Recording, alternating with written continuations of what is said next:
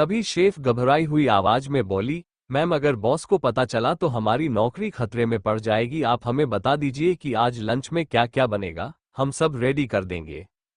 खनक को यह एहसास हो चुका था कि रेयांश ऐसा कर सकता है, इसलिए उसने ज्यादा बहस न करते हुए नॉर्मल टोन में बोली, ठीक है, एक काम करिए, आप लोग सभी मेरी हेल्प कर दीजिए, बाकी सब मैं संभाल लूंगी और आपके बॉस की फिक्र मत करिए, उन्हें भी मैं संभाल लूंगी। अब खनक की यह बात सुन सभी को थोड़ी सी राहत मिली। अब खनक किचन में बाकी सबकी हेल्प लेते हुए कुकिंग करने लगी। इधर मोक्ष अपनी ऑफिस से निकलकर रिया के अपार्टमेंट में आ चुका था, लेकिन उसे रिया नहीं मिली, इसलिए फिर से वह वापस लौट आया। दरअसल इस वक्त रिया अपनी कॉलेज के लिए निकल गई थी। मोक्ष ने एक बार सोचा कि वह कॉलेज जाए, लेकिन उसने ये प्लान ड्रॉप कर दिया क्योंकि रिया जिस कॉलेज में पढ़ती थी वह उसी की कॉलेज थी। और अब तो मोक्ष को रिया का एड्रेस मिल चुका था। वो रिया से मिलने का बेसब्री से इंतजार कर रहा था। दोपहर का 1 बज रहा था और खनक ने घर के शेफ और सर्वेंट्स के साथ मिलकर लगभग सारा खाना तैयार कर दिया था। इधर अतुल पूरे शर्मा परिवार को लेकर सिंघानिया विला पहुंच चुका था। अब वो सभी को लेकर लिविंग रूम में आ गया। अशोक जी अतुल के पीछे पीछे नॉर्मल तरीके से आ रहे थे, लेकिन सुनीता जी, मोनिका और स्वीट का मुंह सिंघानिया विला देखकर खुला का खुला रह गया था। उन लोगों ने आज पहली बार ऐसा महल जैसा विला देखा था। तीनों की आंखों में एक चमक आ गई थी, लेकिन अगले ही पल तीनों ने अपना मुंह बिगाड़ लिया क्योंकि सामने से खनक आ रही थी। जब उसने चारों को देखा तो वह बहुत खुश होकर सबसे मिली। खनक अशोक जी और सुनीता जी के पैर छूती है। अशोक जी बहुत प्यार से खनक के सिर को सहलाते हुए बोले, तुम्हें खुश देखकर अच्छा लगा, भगवान तुम्हें हमेशा ऐसे ही खुश रखे। सुनीता जी भी बेमन से बोली, खुश रहो। अब मोनिका और स्वीटी भी आकर खनक से मिली। उन्हें खनक को देखकर कोई खास खुशी तो नहीं हुई, लेकिन फिर भी वह दोनों ही खनक को अपना झूठा प्यार जताने लगी क्योंकि कहीं ना कहीं उनके मन में लालच ने घर कर लिया था। इधर मोनिका की नजर बार बार अतुल पर जा रही थी, जो इस वक्त कॉल पर बात कर रहा था। इस वक्त अतुल ने 3 पीस सूट पहना था और जेल से बाल सेट किए हुए थे, पैरों में लेदर के फॉर्मल बूट्स। अतुल की हाइट 6 फीट की थी। उसके 6 पैक एब्स और गोरा रंग, भूरी आंखें और 30 साल का हट्टा कट्टा नौजवान लड़का था। वह भी दिखने में हैंडसम था। कई लड़कियां उसकी पर्सनैलिटी से इम्प्रेस होती थी। मोनिका भी इस वक्त अतुल को देखकर अट्रैक्ट हो रही थी। तभी स्वीटी जल्दी से मोनिका का हाथ पकड़कर हिलाते हुए बोली, दी यह खनक गवार ने तो लंबा हाथ मारा, मुझे ये समझ नहीं आता है कि आखिर उसने इतने बड़े आदमी को फंसाया कैसे। तभी मोनिका बोली, मुझे लगता है जरूर कोई ना कोई बात होगी, वरना इतना अमीर इंसान जिसे उसके स्टेटस की कोई भी लड़की मिल जाती वो खनक से शादी क्यों करेगा। मुझे पक्का दाल में कुछ काला नजर आ रहा है। तभी स्वीटी बोली, लग तो मुझे भी ऐसा ही रहा है, वरना सोचो खनक को मिलने के लिए हम यहाँ आए हुए हैं, लेकिन उसका पति यहाँ नहीं है जबकि उसे होना चाहिए। मुझे तो लगता है उस दिन सब नाटक किया होगा दोनों ने। इधर रेयांश अपनी एक इम्पोर्टेंट मीटिंग खत्म करके अपने केबिन में बैठा था। उसने जब टाइम देखा तो उसे खनक की याद आ गई। पहले उसने घर जाने के बारे में नहीं सोचा था, लेकिन अचानक उसे क्या हुआ कि वो घर जाने के लिए निकल गया। इधर खनक सभी के साथ बैठी थी। उसने आज खुद ही सर्वेंट्स और शेफ के साथ मिलकर लंच तैयार किया था। वह चाहती थी कि इतने दिनों बाद वह फिर से शर्मा परिवार को अपने हाथों का खाना खिलाएं। हालांकि इस परिवार में उसके बड़े पापा को छोड़कर सब उसके साथ बुरा व्यवहार करते थे, लेकिन उसने कभी भी इस बात को अपने दिल पर नहीं लिया। उसका मानना यह था कि उसके अनाथ होने के बाद इस परिवार ने उसको घर दिया पाला, यही बहुत बड़ी बात है। वरना ज्यादातर लोग ऐसे बच्चों को अनाथाश्रम में ही छोड़ना बेहतर समझते हैं। थोड़ी ही देर में खनक सबको लेकर डाइनिंग एरिया में आ गई। अब उसने सभी को डाइनिंग टेबल पर बैठने को कहा। सभी साइड वाली चेयर्स पर बैठ गए। तभी सब सर्वेंट आकर लंच अरेंज करने लगे। सुनीता जी, मोनिका और स्वीटी के चेहरे चमक गए थे क्योंकि आज खाने में बहुत सारी इंडियन डिशेस के साथ कॉन्टिनेंटल डिशेस भी शामिल थी। खनक सर्वेंट के साथ मिलकर खाना अरेंज कर रही थी। उसके हाथ में खीर से भरा कांच का बाउल था। जैसे ही वह डाइनिंग टेबल की तरफ बढ़ी तभी एक जानी पहचानी आवाज उसके कान में पड़ी और सभी की नजर वहां चली गई। ये और कोई नहीं, रेयांश था। खनक हाथ में बाउल लिए वही जम गई। उसे अंदाजा नहीं था कि रेयांश भी आएगा। हालांकि वह चाहती थी कि रेयांश मौजूद रहे, लेकिन कहीं ना कहीं उसे ये भी पता था कि वह शर्मा परिवार को पसंद नहीं करता और उसे उन लोगों से मिलने में कोई इंटरेस्ट नहीं है। इसीलिए उसने रेयांश के सामने ऐसी कोई डिमांड नहीं की और ना ही कोई जिद की थी। लेकिन रेयांश खुद रह नहीं पाया। जो पिछली बार हुआ था वह फिर से होने नहीं देना चाहता था। उसे पता था कि यह उसका घर है, ऐसा कुछ होना पॉसिबल नहीं है, लेकिन फिर भी वह अपनी जान को अकेला छोड़ने का रिस्क नहीं लेना चाहता था। रेयांश अपनी कोल्ड वॉइस में बोला, जान ये तुम खुद क्यों कर रही हो? मैंने तुमसे कहा है ना कि यह सब करने के लिए बहुत सारे सर्वेंट्स हैं, फिर भी तुम खुद ये काम क्यों कर रही हो? ये कहते हुए रेयांश एक सर्वेंट को इशारा करता है और वह सर्वेंट तुरंत अपने बॉस का ऑर्डर पाते ही खनक के हाथ से वो बाउल ले लेती है और बहुत पोलाइट तरीके से बोलती है, मैम आप बैठिए, हम सब अरेंज कर देंगे। वो सर्वेंट बाउल लेकर चली जाती है। अब रेयांश खनक के पास आता है और साइड हग करते हुए उसके माथे पर लाइट किस करता है। खनक थोड़ा सकपका जाती है लेकिन जल्दी ही खुद को नॉर्मल कर लेती है। वो अपनी स्वीट वॉइस में रेयांश को बोली, आज तो आपकी इम्पोर्टेंट मीटिंग थी। तभी रेयांश ने भी अपनी स्वीट वॉइस में ही जवाब दिया, हाँ मीटिंग खत्म करके ही आया हूँ, मुझे लगा इस वक्त मुझे मेरी जान के साथ होना चाहिए। क्या तुम्हें मेरा सरप्राइज अच्छा नहीं लगा? खनक अपनी मासूमियत में बोली, हाँ बहुत अच्छा लगा, मैं सोच भी रही थी कि आपको कॉल करूं लेकिन मुझे लगा आप जरूरी काम में होंगे। चलिए आप फ्रेश हो जाए और आप भी हमारे साथ ज्वाइन कीजिए। रेयांश भी किसी आज्ञाकारी पति की तरह हाँ में सिर हिलाकर अपने कमरे में जाकर फ्रेश होकर आ जाता है। खनक ने अतुल को भी साथ लंच करने के लिए बोल दिया था। ये सब देखकर मोनिका और स्वीटी का मुंह देखने लायक हो गया था। वो जलन और ईर्ष्या में खनक को चोर नजरों से देख रही थी। अब सभी डाइनिंग टेबल पर बैठे थे, जहां हेड चेयर पर रेयांश और उसकी बगल वाली चेयर पर खनक और साइड में रखी गई दोनों साइड की चेयर पर एक साइड खनक के बड़े पापा और बड़ी मॉम और सामने स्वीट और मोनिका। मोनिका के साइड में अतुल बैठा था। अतुल को अपनी बगल में बैठा देख मोनिका का चेहरा चमक उठा था। अब सभी अपना लंच कर रहे थे, लेकिन पता नहीं रेयांश को आज क्या सूझा था कि रेयांश ने टेबल के नीचे से खनक का हाथ पकड़ रखा था। आमतौर पर वो ऐसा कुछ नहीं करता था, लेकिन आज उसका बिहेवियर थोड़ा अलग लग रहा था। खनक धीरे से अपनी प्लेट से नजर हटाकर रेयांश की तरफ देखती है तो वह उसे ही देख रहा था। खनक उसे सवालिया नजरों से देखने लगी तो रेयांश ने अपनी प्लेट से एक बाइट लिया और खनक के आगे कर दिया। ये देख खनक को थोड़ी शर्म आने लगी, क्योंकि इस वक्त उसके बड़े पापा और बड़ी मॉम भी थी। वो रेयांश को अपनी आंखों के इशारे से मना करने लगी, लेकिन रेयांश नहीं माना तो उसने हार मानकर वह बाइट अपने मुंह में ले लिया। अब वह इशारे से ही रिक्वेस्ट करने लगी कि रेयांश उसका हाथ छोड़ दे। तभी रेयांश ने धीरे से उसके कान के पास जाकर अपनी सिडेक्टिव वॉइस में बोला, एक शर्त पर तुम्हें भी मुझे खिलाना होगा। अब तो खनक को इतनी शर्म आ रही थी कि वह क्या करे, क्योंकि रेयांश ने अपने उल्टे हाथ से खनक का सीधा हाथ पकड़ा था। अगर वह हाथ नहीं छोड़ेगा तो खनक को या तो अपने उल्टे हाथ से खाना पड़ेगा, नहीं तो रेयांश के हाथों से, और अगर हाथ छोड़ दिया तो उसे रेयांश को भी खिलाना पड़ेगा। ये सोचते ही वह शर्म से पानी पानी हो रही थी। फाइनली उसने कुछ देर सोचकर रेयांश की शर्त मान ली और अब उसने भी रेयांश को अपने हाथों से खिलाया। ये करते हुए उसे काफी शर्म आ रही थी। कुछ ही देर में सभी ने अपना लंच खत्म किया और सब लिविंग रूम में आ गए। तभी रेयांश ने अशोक जी से अपने सपाट लहजे में कहा, मी शर्मा, आपको खनक से मिलना था और खनक भी आप लोगों से मिलना चाहती थी, सो मैंने आप लोगों को मिलवा दिया। लेकिन आप यह उम्मीद बिल्कुल मत रखना कि मैं मेरी बीवी को शर्मा निवास में भेजने की इजाजत दूंगा। दरअसल अशोक जी चाहते थे कि खनक एक दिन के लिए शर्मा निवास आकर रहे। जो पिछली बार हुआ था उसकी वजह से खनक के पगफेरे की रस्म ठीक से नहीं हो पाई थी, लेकिन रेयांश ने खनक को भेजने के लिए साफ मना कर दिया था। इधर मोनिका और स्वीटी यह सब देखकर जलभू कर राख हुई पड़ी थी। अब खनक के बड़े पापा ने अपने हैसियत के हिसाब से खनक को एक गिफ्ट दिया और खनक ने भी वो खुशी खुशी अपने पास रख लिया। अब पूरा शर्मा परिवार खनक से मिलकर सिंघानिया विला से निकल गए। अतुल उन सबको छोड़ने चला गया। इधर रेयांश ने खनक का हाथ पकड़ा और उसे कमरे में ले आया। उसने खनक की बाजुओं को पकड़कर अपने करीब कर रखा था। खनक भी लगभग उसके चेस्ट से लगी हुई थी। खनक सवालिया नजरों से रेयांश को देख रही थी। तभी रेयांश अपनी कोल्ड वॉइस में बोला, जान तुम्हें हमेशा दूसरों की ही परवाह क्यों होती है, खास करके इस शर्मा परिवार की। जब भी वह लोग तुम्हारे साथ होते हैं मुझे इनसिक्योर फील होता है, जैसे मैं तुम्हारी लास्ट प्रायोरिटी हूँ। खनक अब कंफ्यूज होते हुए बोली, यह आप क्या बोल रहे हैं? आप ऐसा क्यों सोच रहे हैं? मेरे लिए सब कुछ आप ही है, आप हमेशा टॉप प्रायोरिटी पर ही रहेंगे। लेकिन आप समझने की कोशिश करिए, उस परिवार ने मुझे पाला है, मैं ऐसे ही नहीं भूल सकती उन लोगों को। उन्होंने मुझे तब सहारा दिया जब मैं अनाथ हो गई थी।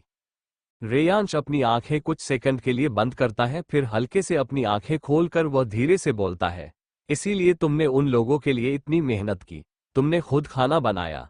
मुझे कोई प्रॉब्लम नहीं थी कि तुमने उन लोगों को लंच पर इनवाइट किया, प्रॉब्लम यह है कि तुमने खुद अकेले इतना कुछ बनाया जिसके काबिल नहीं है वह लोग। क्या जरूरत थी तुम्हें ये सब करने की? खनक हैरान होते हुए बोली, आपको कैसे पता चला? रेयांश नाराजगी भरे टोन में बोला, तुम्हें लगता है कि तुम मुझसे ये छुपा सकती हो? मुझे पहले ही पता चल गया था। खनक रेयांश को हैरानी से देखे जा रही थी और रेयांश उसके नर्म मुलायम गालों को सहलाते हुए बोल रहा था। रेयांश आगे बोलता है, आगे से हमेशा याद रखना, जो जितना काबिल है उसके लिए उतना ही करना चाहिए। खनक अपना सर 2-3 बार हाँ में हिला देती है तो रेयांश उसके दोनों गालों पर लाइट किस करता है। खनक को ज्यादा समझ तो नहीं आया, पर उसे इतना समझ जरूर आया कि आगे से उसे कुछ भी करने से पहले रेयांश से सलाह जरूर ले लेनी चाहिए। इधर मोक्ष अपनी कंपनी में था, वो एक मीटिंग ले रहा था। बाकी के दिनों वह अपने एम्प्लॉय के साथ नॉर्मल बिहेव ही करता था, लेकिन आज सभी एम्प्लॉय अपने बॉस के बेहद रूड बिहेवियर से परेशान थे। क्योंकि मोक्ष हमेशा एक जिंदादिल और खुशमिजाज टाइप का इंसान रहा है, लेकिन अभी कुछ वक्त से उसका मूड हमेशा उखड़ा उखड़ा रहा था। मीटिंग लगभग 3 घंटे चली। इन 3 घंटों में लगभग काफी सारे एम्प्लॉय की बैंड बजी थी। जैसे ही मीटिंग खत्म हुई सभी ने एक राहत की सांस ली। इस वक्त तक शाम हो चुकी थी। वैसे तो मोक्ष ने नहीं सोचा था कि वह रिया के कॉलेज जाएगा, लेकिन उसकी बेचैनी बढ़ती जा रही थी। उसने एक सेकंड के लिए कुछ सोचा और अपनी कार लेकर सीधे कॉलेज की ओर निकल गया। यहाँ रिया के सारे लेक्चर खत्म हो चुके थे। वह अपने फ्रेंड्स के साथ बाहर की तरफ आ रही थी। तभी एक लड़का जो उसी के साथ ही पढ़ता था वह अचानक रिया के सामने आया। रिया एकदम से चौंक गई। वह झूठा गुस्सा दिखाते हुए उस लड़के की पीठ पर मुक्के मारने लगी। दोनों ही इस वक्त मस्ती करते हुए चल रहे थे और गेट के बाहर एक कार में बैठा इंसान अपनी गुस्से भरी नजरों से यह नजारा देख रहा था। ये और कोई नहीं मोक्ष था जो अभी अभी आया था। जब रिया सभी के साथ बाहर आती है तो उसे सामने मोक्ष दिखता है जो अपनी कार के बाहर टेक लगाए खड़ा था। रिया एक नज़र मोक्ष को देखकर इग्नोर करके आगे बढ़ने ही वाली थी कि मोक्ष ने उसे आवाज लगाई, Riya I want to talk to you. ये बात उसने काफी भारी आवाज में बोली थी। उसके साथ वाली लड़कियां रिया को देखने लगती है क्योंकि वह मोक्ष को पहचान चुकी थी। अब तो रिया चाहकर भी मोक्ष को इग्नोर नहीं कर सकती थी। वह ना चाहते हुए भी जाकर मोक्ष के सामने खड़ी हो गई। मोक्ष ने उसे लगभग ऑर्डर देने के लहजे में ही बोला, कार में बैठो। अब रिया को गुस्सा आ गया था, लेकिन फिर भी उसने खुद को कंट्रोल किया क्योंकि वह कोई तमाशा नहीं चाहती थी। उसने नॉर्मल वॉइस में ही जवाब दिया, क्या हुआ है मी ओबरॉय, आप ऐसे क्यों बोल रहे हैं? अब मोक्ष को बहुत ज्यादा गुस्सा आने लगता है। वो रिया की कलाई पकड़कर कार का डोर ओपन किए उसे अंदर ही धकेल देता है और वो खुद भी अंदर बैठ जाता है। वो ड्राइवर को तुरंत ऑर्डर देता है और ड्राइवर अपने बॉस का ऑर्डर पाते ही कार स्टार्ट कर देता है। रिया गुस्से में मोक्ष को घूरते हुए बोली, यह क्या बदतमीजी है, आप ये क्या कर रहे हो? मोक्ष भी गुस्से में अपने दांत पीसते हुए बोला, मैंने तुम्हें इतने कॉल मैसेजेस किए, तुमने एक का भी आंसर नहीं किया, क्यों, हुआ क्या है तुम्हें? अब रिया भी गुस्से में बोली, मेरी मर्जी, मुझे बात नहीं करनी थी आपसे। और आपको क्यों बात करनी है? और क्या बात करनी है मुझसे? अब और कुछ बाकी है जो आप कहना चाहते हैं? आपने साफ साफ बोल दिया था ना कि आप मुझसे प्यार नहीं करते, तो मान ली मैंने आपकी बात और मैं आपसे दूर रहने की कोशिश कर रही हूं, तो आप क्यों बार बार मुझे कॉल करके मेरे सामने आकर मेरी मुश्किलें बढ़ा रहे हैं? मोक्ष ये सब सुनकर थोड़ा सकपका जाता है क्योंकि यह तो सच ही था कि उसने ही तो कहा था कि रिया अभी बच्ची है और वह उसके बारे में ऐसा कुछ नहीं सोचता। मोक्ष अब अपनी सॉफ्ट वॉइस में बोलता है, मुझे बस तुम्हारी फिक्र हो रही थी।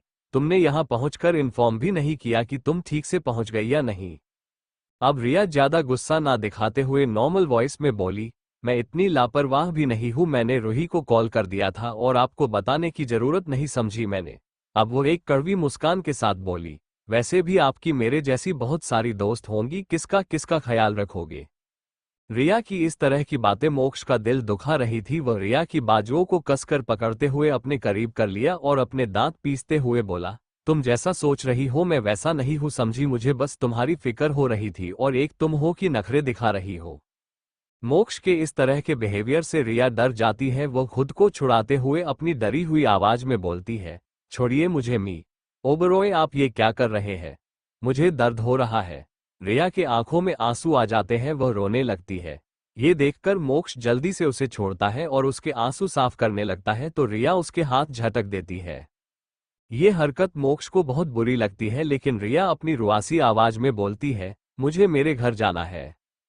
इस वक्त रिया बहुत ज्यादा डर रही थी, इसलिए मोक्ष खुद को कंट्रोल करता है। वो रिया के चेहरे को अपने दोनों हाथों में भरते हुए अपनी नॉर्मल टोन में बोलता है, मुझे नहीं पता मुझे क्या हो गया है, लेकिन तुम मुझे इग्नोर कर रही हो, यह मुझसे बर्दाश्त नहीं हो रहा, बहुत बेचैन रहने लगा हूँ आजकल। देखो, मैं सिर्फ इतना चाहता हूँ कि मैं जब भी तुम्हें मिलने को कहूँ या बात करने को बोलूँ, तुम्हें मेरी बात माननी होगी।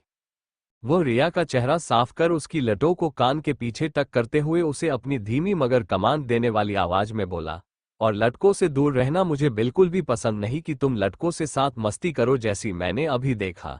ये लास्ट टाइम था, अब आगे से ऐसा नहीं होना चाहिए। रिया मोक्ष की ऐसी बातें सुनकर कंफ्यूज हो जाती है, उसे समझ नहीं आ रहा कि आखिर मोक्ष चाहता क्या है। वो खुद के चेहरे को मोक्ष के हाथों से छुड़ाने की कोशिश करती है तो मोक्ष उसका हाथ पकड़कर उसे अपने और करीब कर लेता है, जिससे रिया की धड़कनें तेज रफ्तार से चलने लगती है, जिसे मोक्ष बहुत अच्छे से महसूस करता है और उसके चेहरे पर एक तिरछी मुस्कान आ जाती है। आज पहली बार धड़कनें तो उसकी भी बढ़ गई थी। रिया मोक्ष के चेस्ट पर अपने दोनों हाथ रखकर धक्का देने लगती है, लेकिन वह मोक्ष को खुद से दूर 1 इंच भी नहीं हिला पाती। वह अपनी लड़खड़ाती जुबान से बोली, मी ओबरॉय, आप ये क्या कर रहे हैं, प्लीज छोड़िए मुझे। अब तक मोक्ष अपने अंदर चल रहे जज्बातों को थोड़ा थोड़ा समझने लगता है कि उसे बस रिया से नजदीकियां चाहिए जो उसे सुकून दे रही थी। वह एक ही झटके में रिया को अपनी गोद में बैठा लेता है। रिया के पैर मोक्ष की कमर पर लिपट जाते हैं और मोक्ष अपने दोनों हाथ रिया की कमर पर दोनों साइड लपेटकर कसकर जकड़ लेता है। इस वक्त दोनों के फेस एक दूसरे के करीब थे। दोनों एक दूसरे से ऐसे लिपटे हुए थे कि दोनों के बीच में से हवा तक पास नहीं हो रही थी। ये देख ड्राइवर जल्दी से पार्टीशन ऑन कर देता है। रिया की पूरी बॉडी कांप रही थी, जिसे मोक्ष अच्छे से महसूस कर पा रहा था। वह अपनी सिडेक्टिव वॉइस में बोला, बेबी, अब से तुम मुझे मेरे नाम से बुलाओगी जैसे पहले बुलाती थी। अब मैं एक और बार तुम्हारे मुंह से मी ओबरॉय नहीं सुनना चाहता। चलो अब जल्दी से अपनी स्वीट वॉइस में मेरा नाम बोलो। ये सुनकर रिया की आंखें बड़ी बड़ी हो जाती हैं, क्योंकि पहली बार उसने मोक्ष का ऐसा रूप देखा था। उसे बहुत शर्म आ रही थी। हालांकि आज तक वह मोक्ष से अपने प्यार का इजहार करती रही थी, लेकिन मोक्ष ने कभी भी उसके साथ इस तरह का बिहेवियर नहीं किया था। मोक्ष इंतजार कर रहा था और रिया को डर और शर्म दोनों आ रहे थे। मोक्ष फिर से उसी अंदाज में बोला, बेबी क्या हुआ, बोलो ना, आई एम वेटिंग। तभी रिया डरते हुए बोली, आप ऐसा क्यों कर रहे हैं, प्लीज मुझे नीचे उतारिए। मोक्ष फिर से बोला, पहले बोलो। अब रिया ना चाहते हुए भी अपनी लड़खड़ाई आवाज में बोली, मोक्ष। मोक्ष रिया के मुंह से अपना नाम सुनकर कुछ पल के लिए अपनी आंखें बंद कर लेता है और फिर आंखें खोलकर धीरे से रिया के माथे पे अपने होंठ रख देता है। रिया हड़बड़ा जाती है और वह मोक्ष की गोद से उतरने की कोशिश करने लगती है तो मोक्ष उसे और जकड़ लेता है और एक तिरछी मुस्कान लिए बोलता है, no baby, you can't go away from me. Riya गुस्से में बोली, मोक्ष मुझे छोड़िए, आप ये ठीक नहीं कर रहे हैं, यू डोंट लव मी, फिर भी आप ऐसा क्यों कर रहे हैं। तब तक रिया का अपार्टमेंट आ चुका था। मोक्ष बिना कोई एक्सप्रेशन के रिया को अपनी गोद से उतारता है और नॉर्मल वॉइस में बोला, बेबी तुम्हारा घर आ गया, चलो। रिया अब जाकर बाहर देखती है तो सच में उसका अपार्टमेंट आ गया था। वो सवालिया नजरों से मोक्ष को देखने लगती है, जैसे वह पूछ रही हो कि आखिर उसे कैसे पता चला कि वह कहाँ रहती है। मोक्ष उसका हाथ पकड़कर उसे कार से बाहर ले आता है और नॉर्मल वॉइस में बोलता है, अपना छोटा सा दिमाग ज्यादा मत चलाओ वरना फट जाएगा। अब जल्दी चलो, मुझे तुम्हारे हाथ की कॉफी पीनी है। रिया अपना सुध-बुध खोए मोक्ष के साथ खींचे चली जाती है। इधर दूसरी तरफ शिमला में रोनित जी और वह लड़की जिसका नाम समीरा खन्ना था, जिसे लोग सेम के नाम से जानते थे, जो एक मॉडल थी, दोनों ही एयरपोर्ट पर एक लड़की को पर्सनली रिसीव करने आए थे। एक लड़की जिसने व्हाइट डेनिम पेंट और ब्लैक कलर का क्रॉप टॉप और ऊपर एक व्हाइट लॉन्ग ओवरकोट पहना हुआ था। चेहरे पर बोल्ड मेकअप और बालों की हाई पोनीटेल, पैरों में हाई हील्स, पेंसिल हिल्स पहनी थी और एक्सपेंसिव लाइट प्लेटिनियम की ज्वेलरी पहनी हुई थी। वह देखने में ही काफी हाई क्लास लग रही थी। वो बड़ी ही स्टाइल के साथ एयरपोर्ट से बाहर आ रही थी। उसके पीछे उसकी असिस्टेंट उसके बैगेज संभालते हुए आ रही थी। अब रोनित जी और सेम जल्दी से उस लड़की से मिलते हैं। रोनित जी बड़ी ही स्टाइल से उस लड़की से बोले, वेलकम माय प्रिंसेस। वो लड़की बड़ी अदाओं और एटीट्यूड में बोली, नहीं अंकल, मैं आपकी प्रिंसेस नहीं बहू बनने आई हूँ। ये कहते हुए वो एक तिरछी मुस्कान पास कर देती है। तभी सेम एटीट्यूड से बोली, जरूर शनाया, आखिर तुम्हें यहाँ बुलाया भी तो इसीलिए है ना, लेकिन इसके लिए पहले तुम्हें इनके बेटे का दिल जीतना होगा। शनाया अपनी घमंड भरी आवाज में बोली, आज तक शनाया के हुस्न से कोई नहीं बच पाया। ये तो मेरे बाएं हाथ का खेल है, you don't worry about it. Same तिरछी मुस्कान के साथ बोली, तुम जितना आसान समझ रही हो उतना आसान भी नहीं है बेबी डॉल। शनाया फिर से अपने एटीट्यूड भरे लहजे में बोली, मैं शनाया शानियाल हूं, आज तक मैं कभी नहीं हारी, यह तुम अच्छे से जानती हो। तभी सेम अपने उसी अंदाज में बोली, देखते हैं। तभी रोनित जी दोनों को शांत करवाते हुए बोले, गर्ल्स काल्म डाउन, इसके लिए पहले हमें दिल्ली जाना होगा और वह भी सिंघानिया विला में। तुम दोनों आपस में लड़ना बंद करो, हमें साथ मिलकर प्लान बनाना होगा। तभी सेम सीरियस वॉइस में बोली, लेकिन आपके बेटे की वह सो कॉल्ड बीवी का क्या करेंगे? मुझे तो लगता है कि आपका बेटा कुछ ज्यादा ही पागल है उसके पीछे। वो थोड़ा सोचते हुए फिर से बोली, मैंने पता करवाया था, नित्या मित्तल ने आपकी सो कॉल्ड बहू को किडनैप करवाने की कोशिश की थी और आपके बेटे ने उसे बर्बाद कर दिया। उसका करियर एक झटके में तबाह कर दिया। आपके डैड की वजह से उसे जिंदा छोड़ा है, वरना वो जिंदा भी नहीं बच पाती। तभी शनाया एक्साइटेड होते हुए बोली, इंटरेस्टिंग अंकल, आपका बेटा काफी डेंजरस है, अब तो मैं उसे मिलने के लिए और लाइव देखने के लिए बहुत एक्साइटेड हूं। तभी सेम हैरान होते हुए बोली, क्या तुम्हें डर नहीं लगता? शनाया अब एक स्माइल पास करती है और बोली, मजा तभी आता है जहां खतरा हो। वैसे भी वो पिक्चर्स में काफी हैंडसम और हॉट लगता है अपने डैड की तरह। ये कहते हुए वो रोनित जी की तरफ एक तिरछी मुस्कान पास कर देती है। ये बात सही थी कि रोनित जी उम्र के हिसाब से कम ही दिखते थे और रेयांश भी दिखने में रोनित जी के जैसा ही था, कहा जाए तो उनसे भी ज्यादा हैंडसम था। उसमें अगर रोनित जी के कोई गुण आए थे तो वह उनका लुक्स और एम्बिशंस। रेयांश भी अपने डैड की तरह ही पावर और पोजीशन चाहता था जिसे उसने हासिल की, लेकिन उसके लिए उसने कभी भी अपने डैड जैसे रास्ते नहीं अपनाए। रेयांश ने हमेशा अपनी काबिलियत, अपने दिमाग और साहस से सब कुछ हासिल किया था, जबकि रोनित जी ने हमेशा लोगों को सीडी बनाकर पावर पोजीशन हासिल करने की कोशिश की, जिसमें वह कभी कामयाब नहीं रहे। वह आज भी अपने ही बेटे का इस्तेमाल करने के बारे में सोच रहे हैं, लेकिन ये तो वक्त ही बताएगा कि वह कामयाब रहेंगे या नहीं। अब तीनों ही एयरपोर्ट से निकलकर वीएस मैंशन पहुंच गए थे। इधर रिया और मोक्ष रिया के अपार्टमेंट में थे। रिया अपने हाथ में कॉफी के 2 मग लेकर आए। मोक्ष इस वक्त रिया के कमरे की बालकनी में रेलिंग पर अपने कोहनी टिकाए कमरे की तरफ मुंह करके खड़ा था। वो रिया का वेट कर रहा था। रिया अपना एक हाथ आगे बढ़ाकर मोक्ष को कॉफी का मग देती है और मोक्ष मग लेते हुए रिया के हाथ को सिडक्टिव तरीके से छूता है, जिससे रिया सिहर जाती है। रिया जल्दी से अपना हाथ पीछे की तरफ खींच लेती है तो मोक्ष के चेहरे पर एक तिरछी मुस्कान आ जाती है। रिया की हिम्मत ही नहीं होती मोक्ष को नजर उठाकर देखने की या कुछ बोलने की। वह अपना सिर झुकाए चुपचाप अपनी कॉफी पीने लगती है। मोक्ष अपनी प्यार भरी नजरों से रिया को देखते हुआ बोला, बेबी, जब हम पहली बार मिले थे तब तुम्हारा मुंह ही बंद नहीं हो रहा था, तुम लगातार बोले ही जा रही थी और आज तुम्हारी आवाज भी नहीं निकल रही। रिया आज पहली बार मोक्ष के साथ अनकंफर्टेबल महसूस कर रही थी। वह धीरे से अपनी नजरें उठाकर मायूसी से बोली, अब रह भी क्या गया है बात करने को, और आजकल आप बहुत अजीब बिहेव कर रहे हैं। मेरी समझ में नहीं आता कि आपको क्या हो गया है। मोक्ष को रिया का ऐसा बिहेवियर और बातें जरा भी पसंद नहीं आती। वो गुस्से से रिया को घूरने लगता है, जिससे रिया समझ जाती है कि उसने कुछ ऐसा बोल दिया जो मोक्ष को पसंद नहीं आया। वो बात बदलते हुए बोली, कॉफी ठीक है ना? तभी मोक्ष उसे वैसे ही घूरते हुए अपने दांत पीसते हुए बोला, कॉफी तो बिल्कुल वैसी है जैसी पहले थी, लेकिन तुम बहुत बदल गई हो। रिया ये सुन फिर से अपनी नजरें नीचे कर लेती है। उसकी जरा भी हिम्मत नहीं थी कि वह मोक्ष की नजर से नजर मिला सके।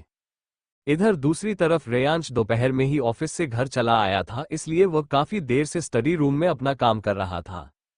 अतुल ऑफिस में गया हुआ था, जो अभी अभी वापस आया था। वो सीधे स्टडी रूम के बाहर आकर नॉक करता है। रेयांश अपने लैपटॉप पर उंगलियां चलाते हुए लैपटॉप में ही अपना ध्यान गड़ाए अपनी कोल्ड वॉइस में बोलता है, कम इन। अतुल अंदर आकर रेयांश से बोला, बॉस, मुझे लगता है कि हमें हमारे नए प्रोजेक्ट के लिए एक नई मॉडल हायर करनी चाहिए। मेरा मतलब है सेम रिपीट करने से बेहतर है कोई न्यू फेस होगा तो। अतुल ये कहते हुए अटक जाता है क्योंकि रेयांश अपना काम छोड़कर अब अतुल के सामने देख रहा था। वो बहुत ध्यान से उसकी बातें सुन रहा था, लेकिन अतुल को लगा कि उसके बॉस को यह आइडिया पसंद नहीं आया और वो उसे गुस्से से देख रहे हैं। वो तुरंत ही अपनी बात पलट कर बोला, नहीं बॉस, मुझे लगता है हमारी कंपनी के साथ जो मॉडल्स कॉन्ट्रैक्ट में है हमें वही रखनी चाहिए। मैं भी क्या क्या सोचने लगता हूँ। तभी रेयांश अपनी कोल्ड वॉइस में बोला, नहीं, अगर तुमने सोचा है तो मुझे कोई प्रॉब्लम नहीं है, लेकिन जिसे भी हायर करो मेक श्योर कि उसकी सारी पर्सनल और प्रोफेशनल डिटेल तुम्हें पूरी तरह से कलेक्ट करनी होगी। मुझे इस बारे में कोई भी लापरवाही नहीं चाहिए। अतुल के चेहरे पर थोड़ी सी खुशी छा जाती है। वो तुरंत बोला, जी सर, मैं ध्यान रखूंगा। इधर दूसरी तरफ मोक्ष और रिया अपनी कॉफी खत्म कर रिया के कमरे में ही बैठे थे। रिया धीरे से मोक्ष को बोलती है, आपको अपने घर नहीं जाना? मोक्ष अपनी कोल्ड वॉइस में बोलता है, तुम मुझे भागा रही हो अपने घर से? रिया अपना सिर हल्के से नामे हिलाते हुए बोली, ऐसा नहीं है, मैं तो बस इसलिए बोल रही थी कि अब रात होने वाली है, आपको अपने घर जाना चाहिए। मोक्ष हल्की सी तिरछी मुस्कान के साथ बोला, इसे इनडायरेक्टली घर से भागना ही कहते हैं, लेकिन मेरा मूड नहीं है जाने का। वैसे तुम सिर्फ कॉफी ही अच्छी बनती हो या खाना भी बना लेती हो?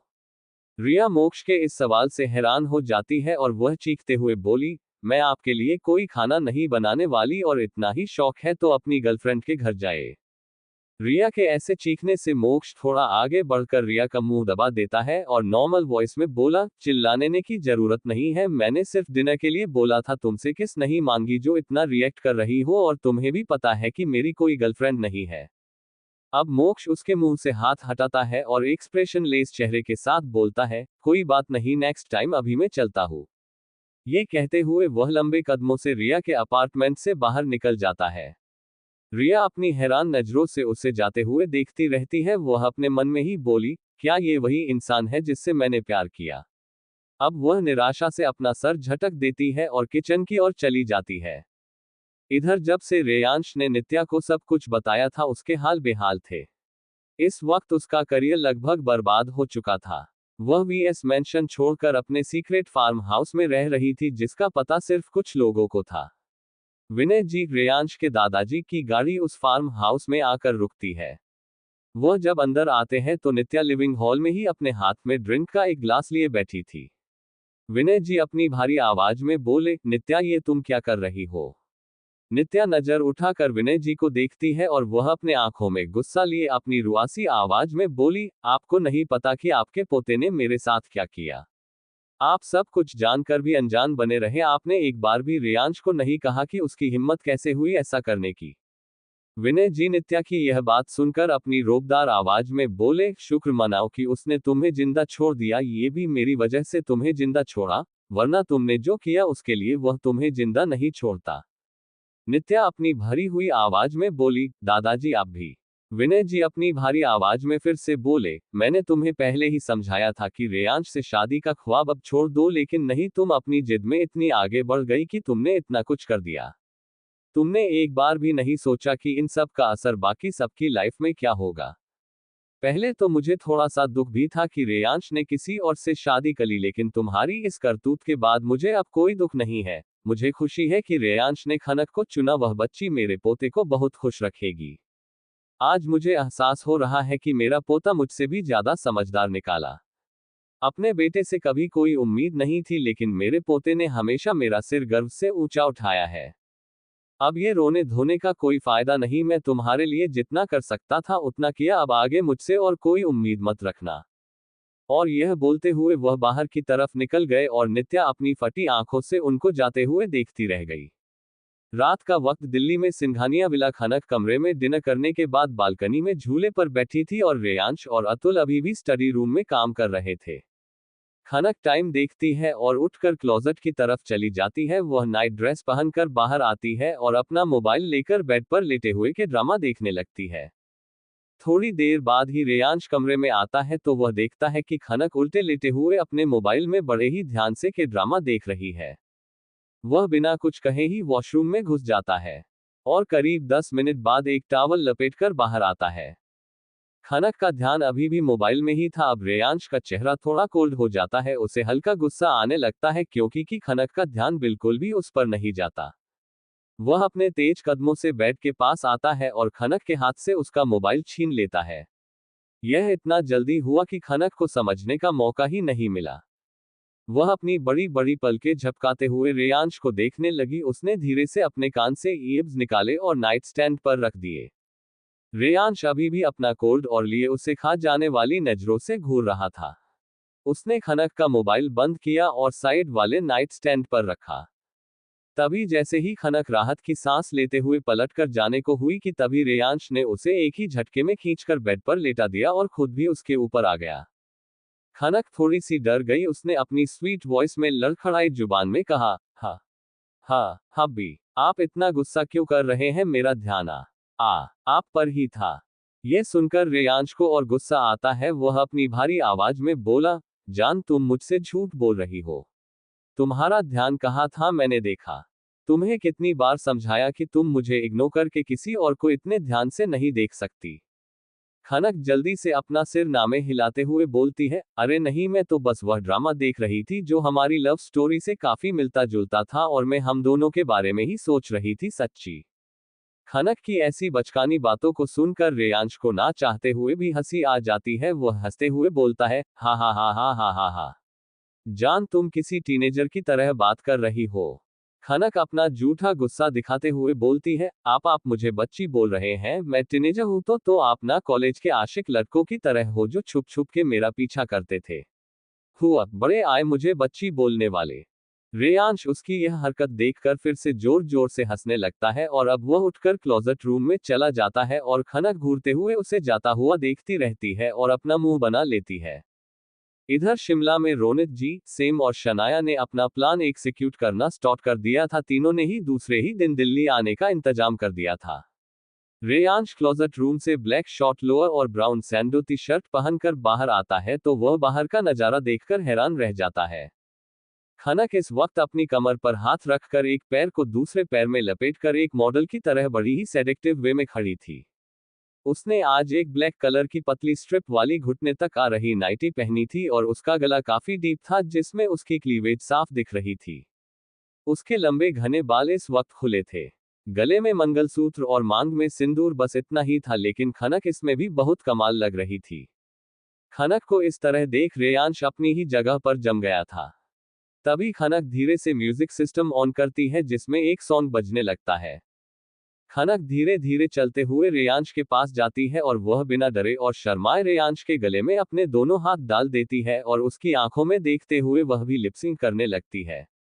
सॉन्ग नेम, आ जाने जा। Album, movie, इंटैक्वम।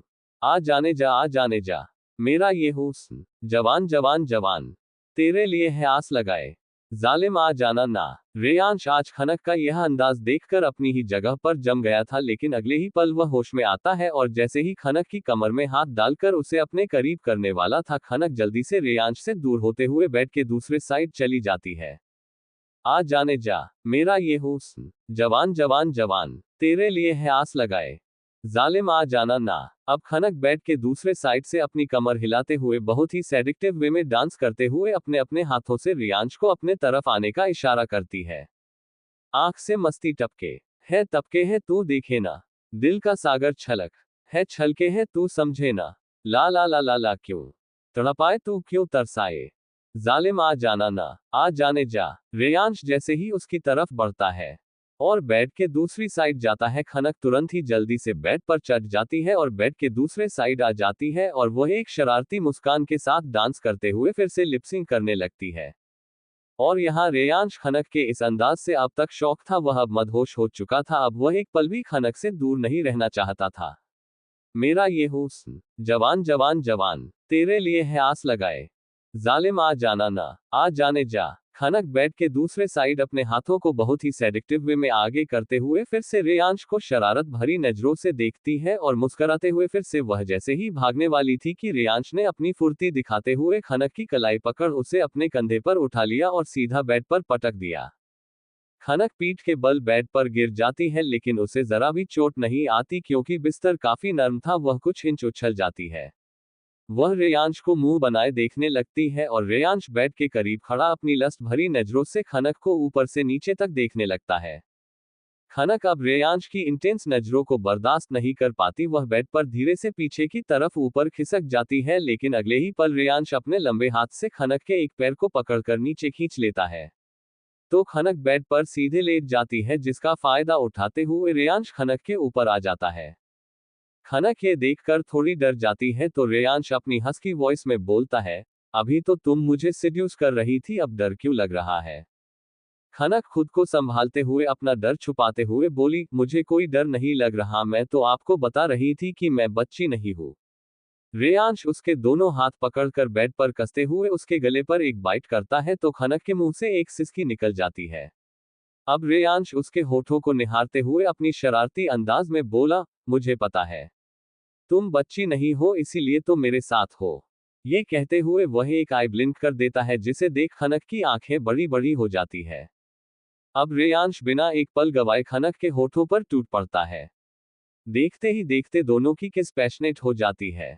रेयांश खनक के होठों को अपने मुंह में भरे स्मूच कर रहा था, वह खनक के हाथों को धीरे से छोड़ता है। खनक अपने हाथों को आजाद पाते ही वह रेयांश के बालों में अपने हाथ ले जाते हुए सहलाने लगती है।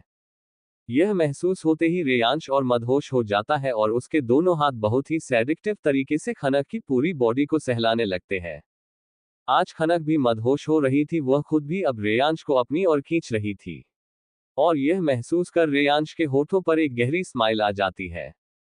अब वह खनक के होठों को छोड़कर उसके गले और क्लीवेज पर बाइट और किस करने लगता है, जिससे खनक मदहोशी से मौन करने लगती है। खनक के मौन को सुनकर रेयांश और पैशनेट होते हुए खनक की नाइटी एक झटके में उतार देता है और अपनी टी शर्ट भी उतार कर नीचे फेंक देता है। अब खनक उसके सामने अपने इनरवियर में थी, वह शर्म से अपनी आंखें बंद कर लेती है, जिससे रेयांश के चेहरे पर एक मीठी सी मुस्कान आ जाती है। रेयांश की अपर बॉडी भी इस वक्त नेकेड थी। वह खनक के ऊपर झुकते हुए फिर से उसके होठों को कैप्चर कर लेता है। थोड़ी ही देर में दोनों के ही कपड़े फ्लो पर थे और दोनों ही एक दूसरे में खोए हुए थे। दोनों का प्यार एक बार फिर परवान चढ़ने लगा था। जहां दो प्रेमी एक दूसरे के प्यार में गोते खा रहे थे, वहीं शिमला में तीन लोग मिलकर उन दोनों को ही अलग करने का प्लान बना रहे थे। ये और कोई नहीं, रोनित जी, सेम और शनाया थे। तीनों ही इस वक्त रोनित जी के कमरे में बैठे हुए थे। रोनित जी अपने गंभीर स्वर में बोले, शनाया, मुझे पता है कि आज तक तुम्हारे चाम से कोई नहीं बच पाया है और मैं तुम्हारी काबिलियत पर कोई शक भी नहीं कर रहा, लेकिन तुम अगर रेयांश को पाना चाहती हो, उसकी पत्नी बनकर उसकी दौलत को हासिल करना है और उसकी रानी बनकर रहना है, तो तुम्हें अपने तरीके से नहीं, मेरे तरीके से चलना होगा। शनाया कंफ्यूज होते हुए बोली, मैं जानती हूँ आपका बेटा इजी टारगेट नहीं है, लेकिन आप मुझे कम आंकने की गलती नहीं कर सकते। माना कि मुझे ज्यादा एफर्ट्स लगाने पड़ेंगे, लेकिन आप भूल रहे हैं मैं भी शनाया शानियल हूँ। रोनित जी अब अपना सिर हाँ में हिलाते हुए बोले, मैं जानता हूँ, लेकिन मैं अपने बेटे को भी जानता हूँ, वह भी बचपन से, इसलिए बोल रहा हूँ, अगर मेरे मुताबिक चले तो जीत पक्की है, वरना उससे जरा सी भी हमारे इरादों की भनक हुई तो हम सब बर्बाद हो सकते हैं। तभी सेम भी रोनित जी की हाँ में हाँ मिलाते हुए बोली, रोनी बेबी सही बोल रहे हैं। तभी शनाया नॉर्मल टोन में सीरियस होते हुए बोली, ठीक है, मुझे कोई प्रॉब्लम नहीं है, मैं रेयांश और उसकी पावर को हासिल करने के लिए कुछ भी कर सकती हूँ। अब तीनों ही साथ मिलकर अपना प्लान एग्जीक्यूट किस तरीके से करना है ये डिस्कस करने लगते हैं। दूसरे दिन सुबह रेयांश और खनक एक दूसरे की बाहों में एक दूसरे से लिपटे हुए सुकून भरी नींद ले रहे थे। वह दोनों इस बात से बेखबर थे कि उनके खिलाफ एक साजिश रची जा रही है। कुछ ही देर में खनक की नींद खुलती है और वह धीरे धीरे अपनी पलकें झपकाए आंखें खोलती है तो उसके सामने रेयांश का हैंडसम फेस दिखाई देता है। माथे पर बिखरे हुए बाल उसे और अट्रैक्टिव बना रहे थे। खनक अपनी लंबी लंबी पलकें झपकाते हुए एकटक बस देखती रहती है। अगर इस वक्त रेयांश जाग रहा होता तो शायद खनक उसे इस तरह देखने की हिम्मत नहीं कर पाती, लेकिन आज उसे यह मौका मिल गया था। वह बहुत ही शिद्दत से रेयांश को निहार रही थी। अब वह रेयांश के आंखों पर आ रहे बालों को बहुत ही हल्के हाथों से हटाती है और अपनी धीमी आवाज में ही खुद से बोलती है, खनक, क्या तू सपना देख रही है?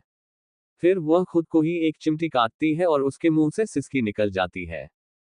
वह खुद के सर पर एक टिपली मारती है और बोलती है, गधी कहीं कि यह क्या कर रही है तू? ये सपना नहीं है, ये सच है। अब वह अपने दोनों हाथों को अपने गालों पर रखे बोलती है, हाय, ये मेरे पति कितने हैंडसम है, मैंने तो सोचा भी नहीं था कि यह मुझे मिलेंगे। ये सोते हुए कितने क्यूट लगते हैं, बिल्कुल मासूम बच्चे जैसे, लेकिन जागते ही खूंखार शेर बन जाते हैं। फिर भी मुंह पर 2.5 किलो का मेकअप पोते लड़कियां मेरे पति पर डोर डालने लगती है। अब अगर कोई चुड़ैल ऐसी आए ना तो मैं उसके बाल पकड़ पकड़ कर पीटूंगी, उसके सारे बाल ही नोच लूंगी। खनक ये सब बातें मुंह बना बना कर बोल रही थी और रेयांश, जो खनक के जागते ही जाग गया था, क्योंकि जैसे ही उसे अपने पास हलचल महसूस हुई उसकी नींद कच्ची हो गई थी। लेकिन अपनी मासूम बीवी की यह हरकतों को देखकर उसे बहुत अच्छा लग रहा था, इसलिए वह अपनी आंखें बंद करे सोने की एक्टिंग करने लगा। खनक अभी भी मुंह बना बना के अपने आप से ही बातें करने में व्यस्त थी। उसे यह पता भी नहीं था कि रेयांश अपनी आंखें खोल उसे देख रहा था। जैसे ही खनक का ध्यान रेयांश की तरफ जाता है वह जोर से चीख पड़ती है, आ आ आ आ आप जाग रहे थे? कब से? रेयांश ने अपनी हंसी रोके हुए थी, अब वह बहुत जोर जोर से हंसने लगता है। हा हा हा हा हा हा हा। जान, धीरे धीरे तुम्हारे सारे रंग बाहर आ रहे हैं, मुझे नहीं पता था कि तुम्हारे अंदाज इतने अनोखे हैं। मानना पड़ेगा, कल की बचकानी बातें, वह रोमांटिक डांस और अभी मेरी ये प्यारी प्यारी तारीफें। खनक को अब शर्म आ रही थी क्योंकि वह जान चुकी थी कि रेयांश ने सब सुन लिया। वह झूठा गुस्सा दिखाते हुए रोनी सी आवाज में बोली, ये चीटिंग है, आपको बोलना चाहिए ना कि आप जाग रहे हैं। ये कहते हुए वह अपने नाजुक हाथों से रेयांश की खुली चेस्ट पर मार रही थी। तभी रेयांश उसके दोनों हाथ पकड़कर हल्के से उसके करीब आकर प्यार से बोलता है, मेरे सामने तो मेरी तारीफ करती नहीं, यहाँ तक कि ठीक से देखती भी नहीं, तो क्या करता जब मैंने देखा कि मेरी प्यारी सी सुंदर सी बीवी मेरी तारीफ कर रही है, तो इस मौके का फायदा उठाना चाहिए। अब खनक शर्मा जाती है, वह अपना सिर रेयांश की चेस्ट में छुपा लेती है। दोनों ने ही पूरी तरह एक दूसरे को अपना लिया था। एक तरफे प्यार से शुरू हुआ ये सिलसिला अब दोनों तरफ से प्यार की आग को भड़का चुका था। जितनी शिद्दत से रेयांश खनक को प्यार करता था, अब खनक भी उसका रिस्पॉन्स उतनी ही शिद्दत से देने लगी थी।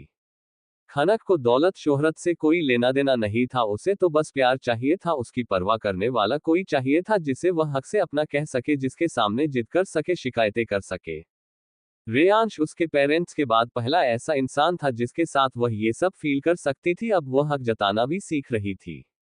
रेयांश अब खनक को अपनी गोद में उठाए वॉशरूम में चला गया। वह बाथटब में हल्के गुनगुने पानी में खनक को अपनी गोद में लिए बैठ गया। आज वह बहुत खुश था। वक्त के साथ साथ खनक उसे और ज्यादा खुशियां देने लगी थी जिसकी कभी उसने कल्पना नहीं की थी। हालांकि बहुत कम वक्त में उसने दौलत शोहरत और सारी खुशियां हासिल की थी, लेकिन अभी जो खुशी और सुकून खनक के साथ मिल रहा था वह उसने कभी नहीं सोचा था। इधर दिल्ली एयरपोर्ट में प्राइवेट जेट से रोनित जी, सेम और शनाया तीनों ही बड़े ही स्टाइल से बाहर आते हैं। उन्हें एक बहुत ही महंगी और एक्सपेंसिव कार से कुछ लोग पिकअप करने आए हुए थे। वैसे तो सिंघानियर्स के दिल्ली में काफी सारे फार्म हाउस और विला थे, लेकिन रोनित जी एक 5 स्टार होटल में बुकिंग करवाई हुई थी। कुछ ही देर में उनकी कार एक 5 स्टार होटल के सामने खड़ी होती है। ये होटल और किसी का नहीं, रेयांश का ही था। ये सब रोनित जी की एक सोची समझी चाल थी जो आगे हमें पता चलने वाला है।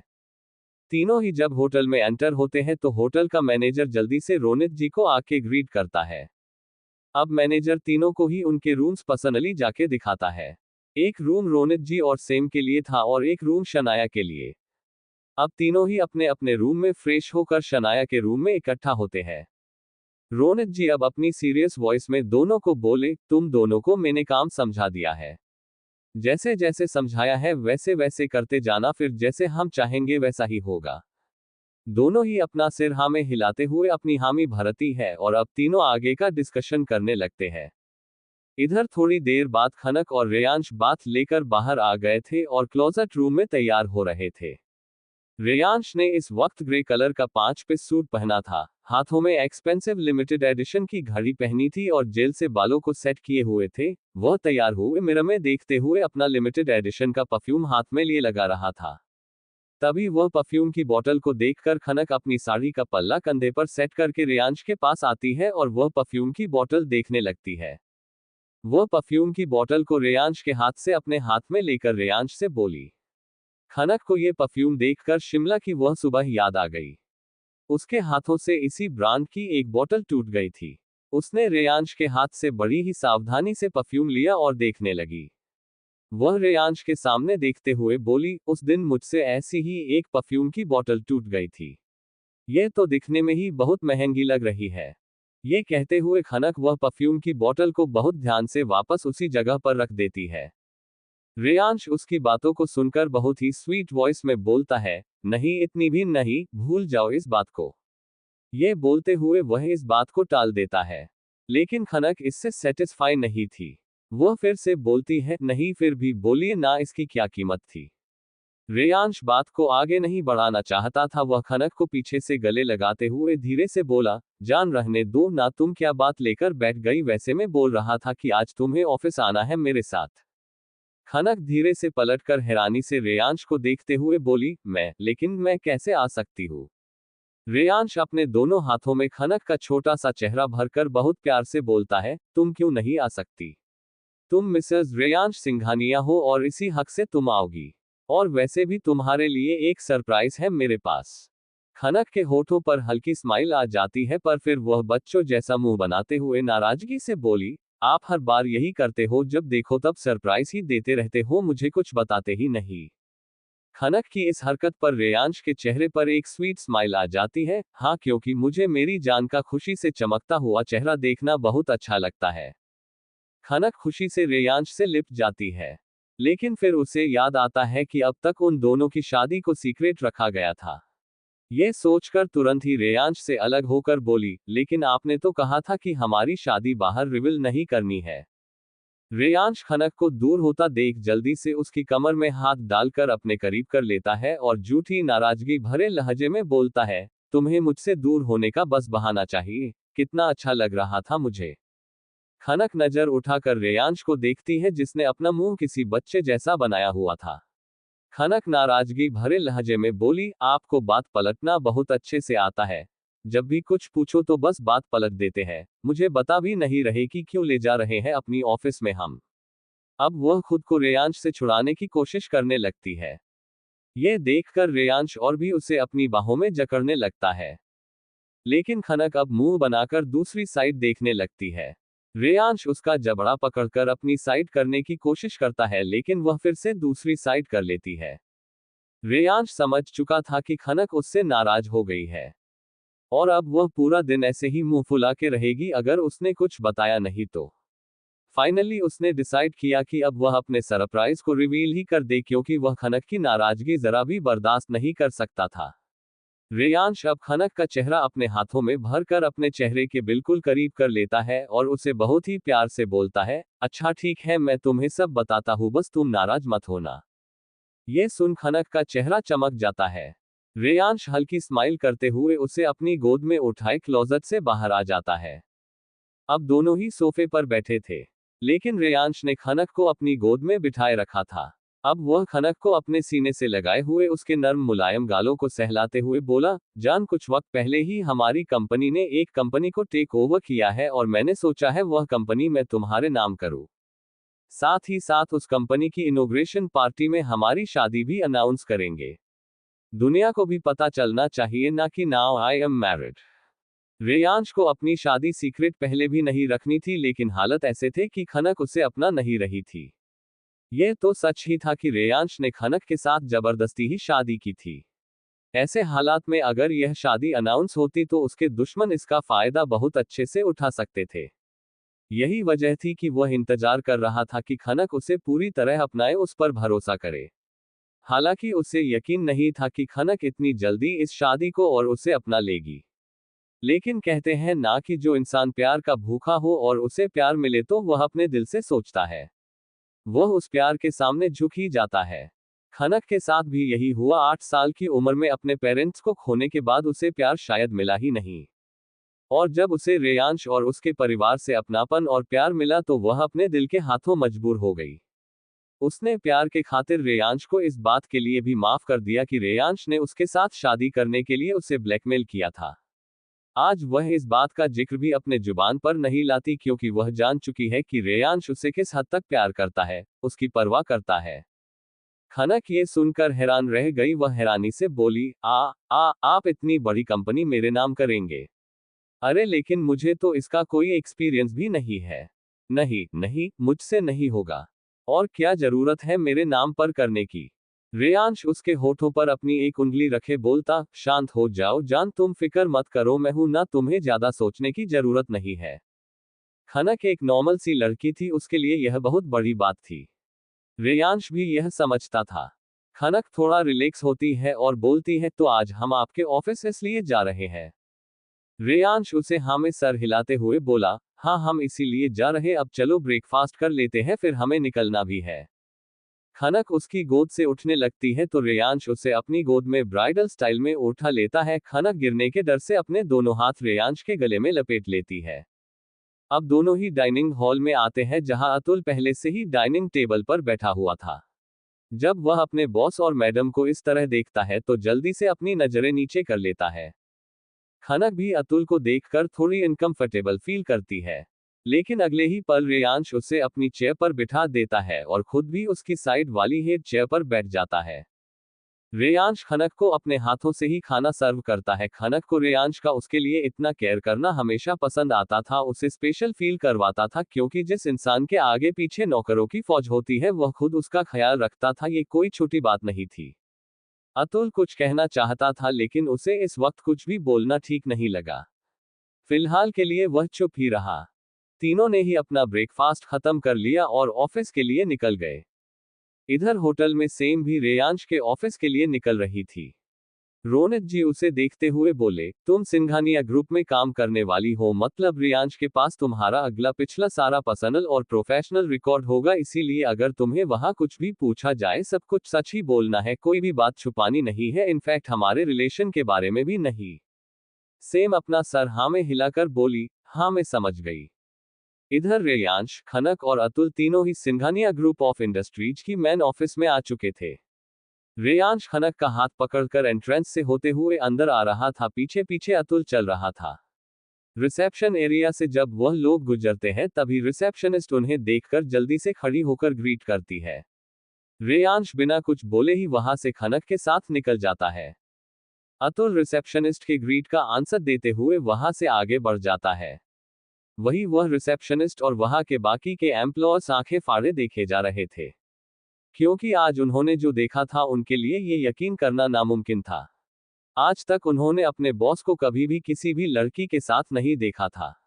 इनफैक्ट उन्होंने ने आज तक किसी भी फीमेल एम्प्लॉय से जरूरत से ज्यादा बात तक नहीं की थी, और आज वह एक लड़की का हाथ पकड़े उससे अपने साथ ले जा रहे थे। लेकिन मजाल है जो कोई एक दूसरे से इस बारे में बात कर सके या पूछ सके, क्योंकि इस तरीके की कोई भी हरकत अगर वह करते हैं तो उनके लिए ये करना अपनी लाइफ बर्बाद करने बराबर होगा। फिलहाल सभी अपने मन में सवाल लिए चुपचाप अपने काम में लग जाते हैं। कोई भी इस बात का जिक्र करने की हिम्मत नहीं करता। अब थोड़ी ही देर में तीनों प्राइवेट लिफ्ट से होकर रेयांश के केबिन में आ जाते हैं। केबिन में आते ही खनक बहुत ही क्यूरियस होकर घूम घूम कर पूरा केबिन देखने लगती है, उसके लिए यह फर्स्ट एक्सपीरियंस था। आज से पहले कभी भी वह इतनी बड़ी कंपनी में नहीं आई थी। रेयांश जब उसे इस तरह सब देखते हुए देखता है तो वह उसे बिना डिस्टर्ब किए अपनी हेड चेयर पर जाकर बड़े ही एटीट्यूड से बैठ गया, और अतुल जो अपने बॉस से कब से बात करना चाहता था अब वह बिना एक पल गवाए बोला, बॉस समीरा खन्ना आ रही है, वही है जो हमारे नए प्रोजेक्ट में मॉडलिंग करेगी। यह उनकी फाइल है। रेयांश वह फाइल उठाकर पढ़ने लगता है। जब वह पूरी डिटेल देख लेता है फिर वह अतुल को ऑर्डर देने के लहजे में बोलता है, ठीक है कोई प्रॉब्लम नहीं है, लेकिन नजर रखना, अगर कुछ भी सस्पिशियस लगे मुझे पहले इन्फॉर्म करना। अतुल बोला, जी बॉस, यह AK एंटरप्राइजेस की लीगल फॉर्मेलिटीज सारी पूरी हो चुकी है और यह अब से RK एंटरप्राइजेस के नाम से चेंज हो चुका है, अब सिर्फ मैम के सिग्नेचर चाहिए होंगे। अब रेयांश खनक को बुलाने के लिए जैसे ही अपनी नजरें दूसरी तरफ घूमता है तो देखता है खनक वहां नहीं थी। अतुल भी जब देखता है कि खनक वहां नहीं थी तो वह बाहर की तरफ जाने को हुआ, तभी रेयांश बोला, रुको। अतुल वहीं रुक गया और रेयांश वहां से उठकर केबिन के बाहर निकल गया। वह खनक को ढूंढते हुए बाहर की तरफ चला आया था।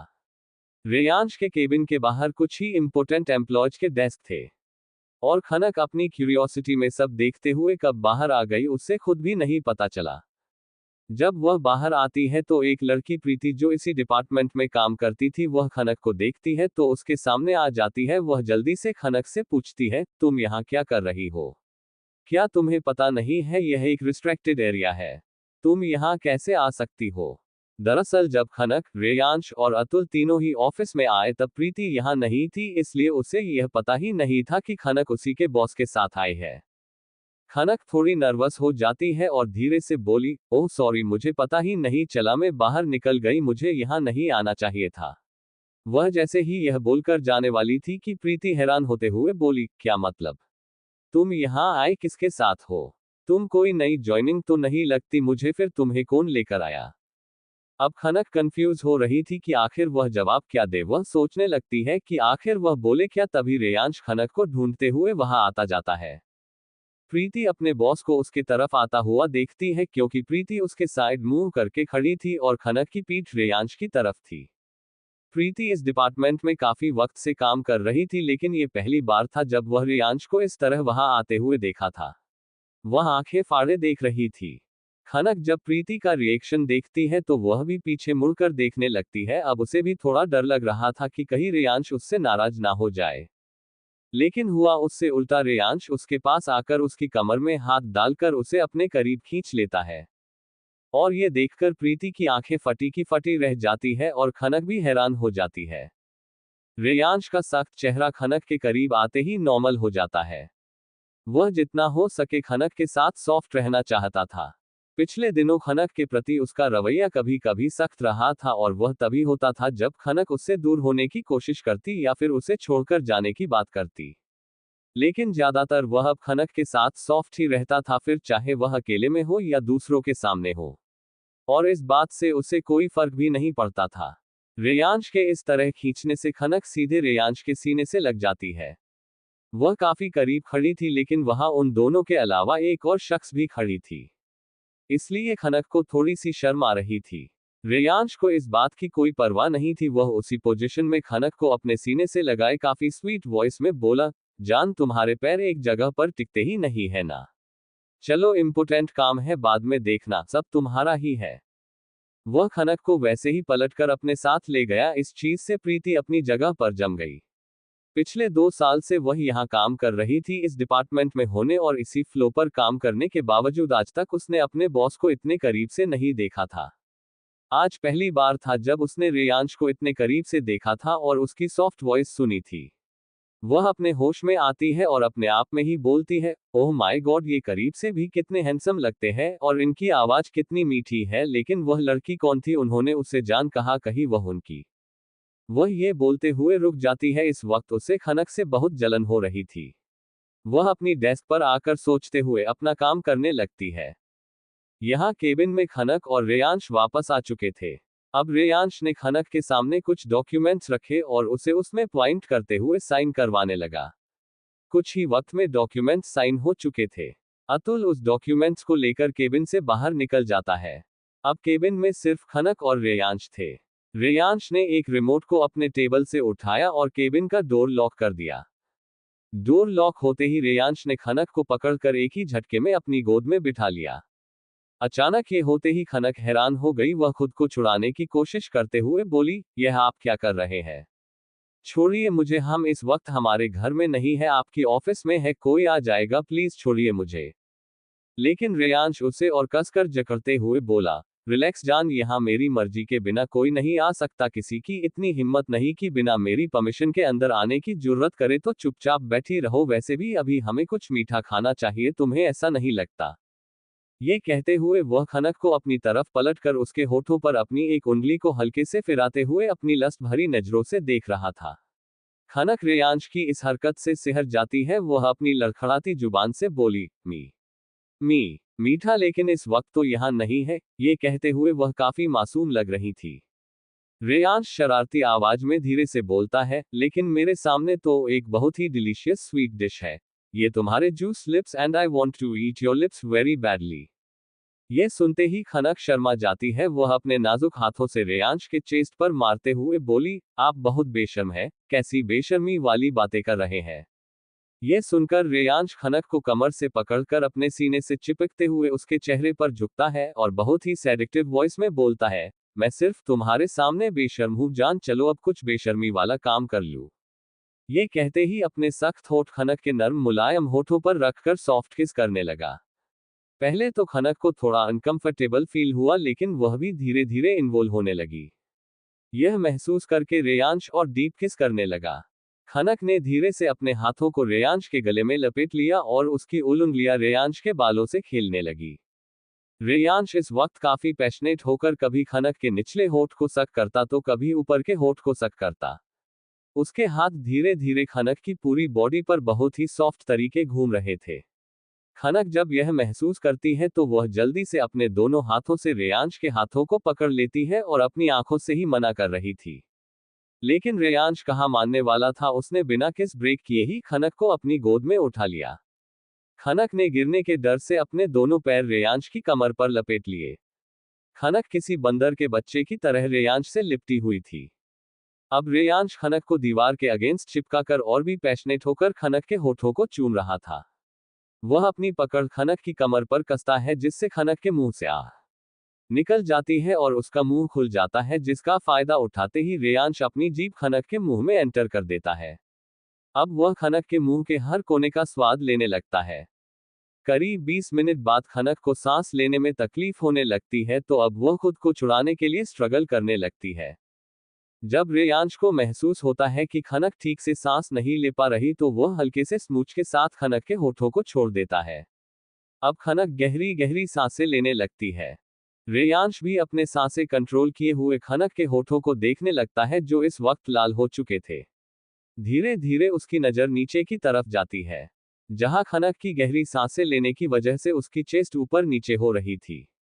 जब खनक की सांसें कंट्रोल हो जाती है तो वह रेयांश की नजरों का पीछे करते हुए देखती है, तो उसकी आंखें बड़ी बड़ी हो जाती है। वह हल्के गुस्से में बोली, बेशर्म ठरकी आदमी, आप कहाँ देख रहे हो? मुझे नीचे उतारिए, हम इस वक्त कहाँ है वह भी नहीं देखते और शुरू हो जाते हैं। खनक की इस बात से रेयांश का ध्यान टूटता है और वह खनक के चेहरे को देखता है, जो गुस्से में लग रही थी। रेयांश हैरान होते हुए बोला, तुम मुझे डांट रही हो? खनक अपने पैर धीरे से खोलकर नीचे उतरने लगती है और गुस्से में अपनी नाक फुलाए बोलती है, हाँ तो जरा देखिए, मेरे होठों को ये सूज गए हैं, अब मुझे बाहर निकलने में भी शर्म आएगी।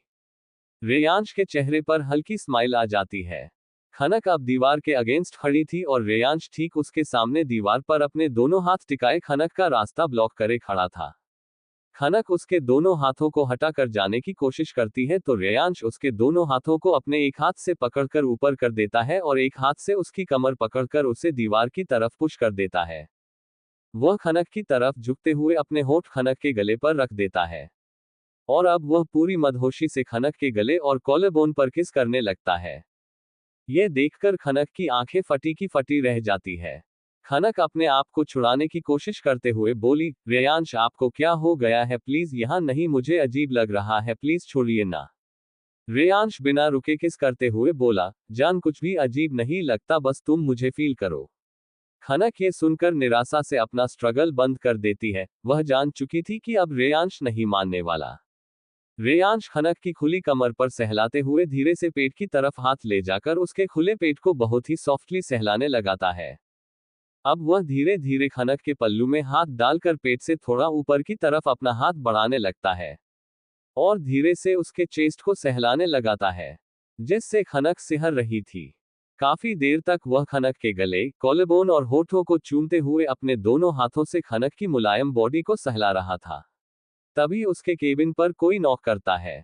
जब खनक ये सुनती है तो वह जल्दी से रेयांश को बोलती है, सुनिए, कोई आया है, प्लीज छोड़िए ना। अब रेयांश ना चाहते हुए भी खनक को छोड़कर अपने कपड़े ठीक करता है और खनक के कपड़े और बालों को ठीक करके उसे सोफे पर बिठा देता है और खुद अपनी हेड चेयर पर बैठ जाता है और अपनी कोल्ड वॉइस में बोला, कम इन।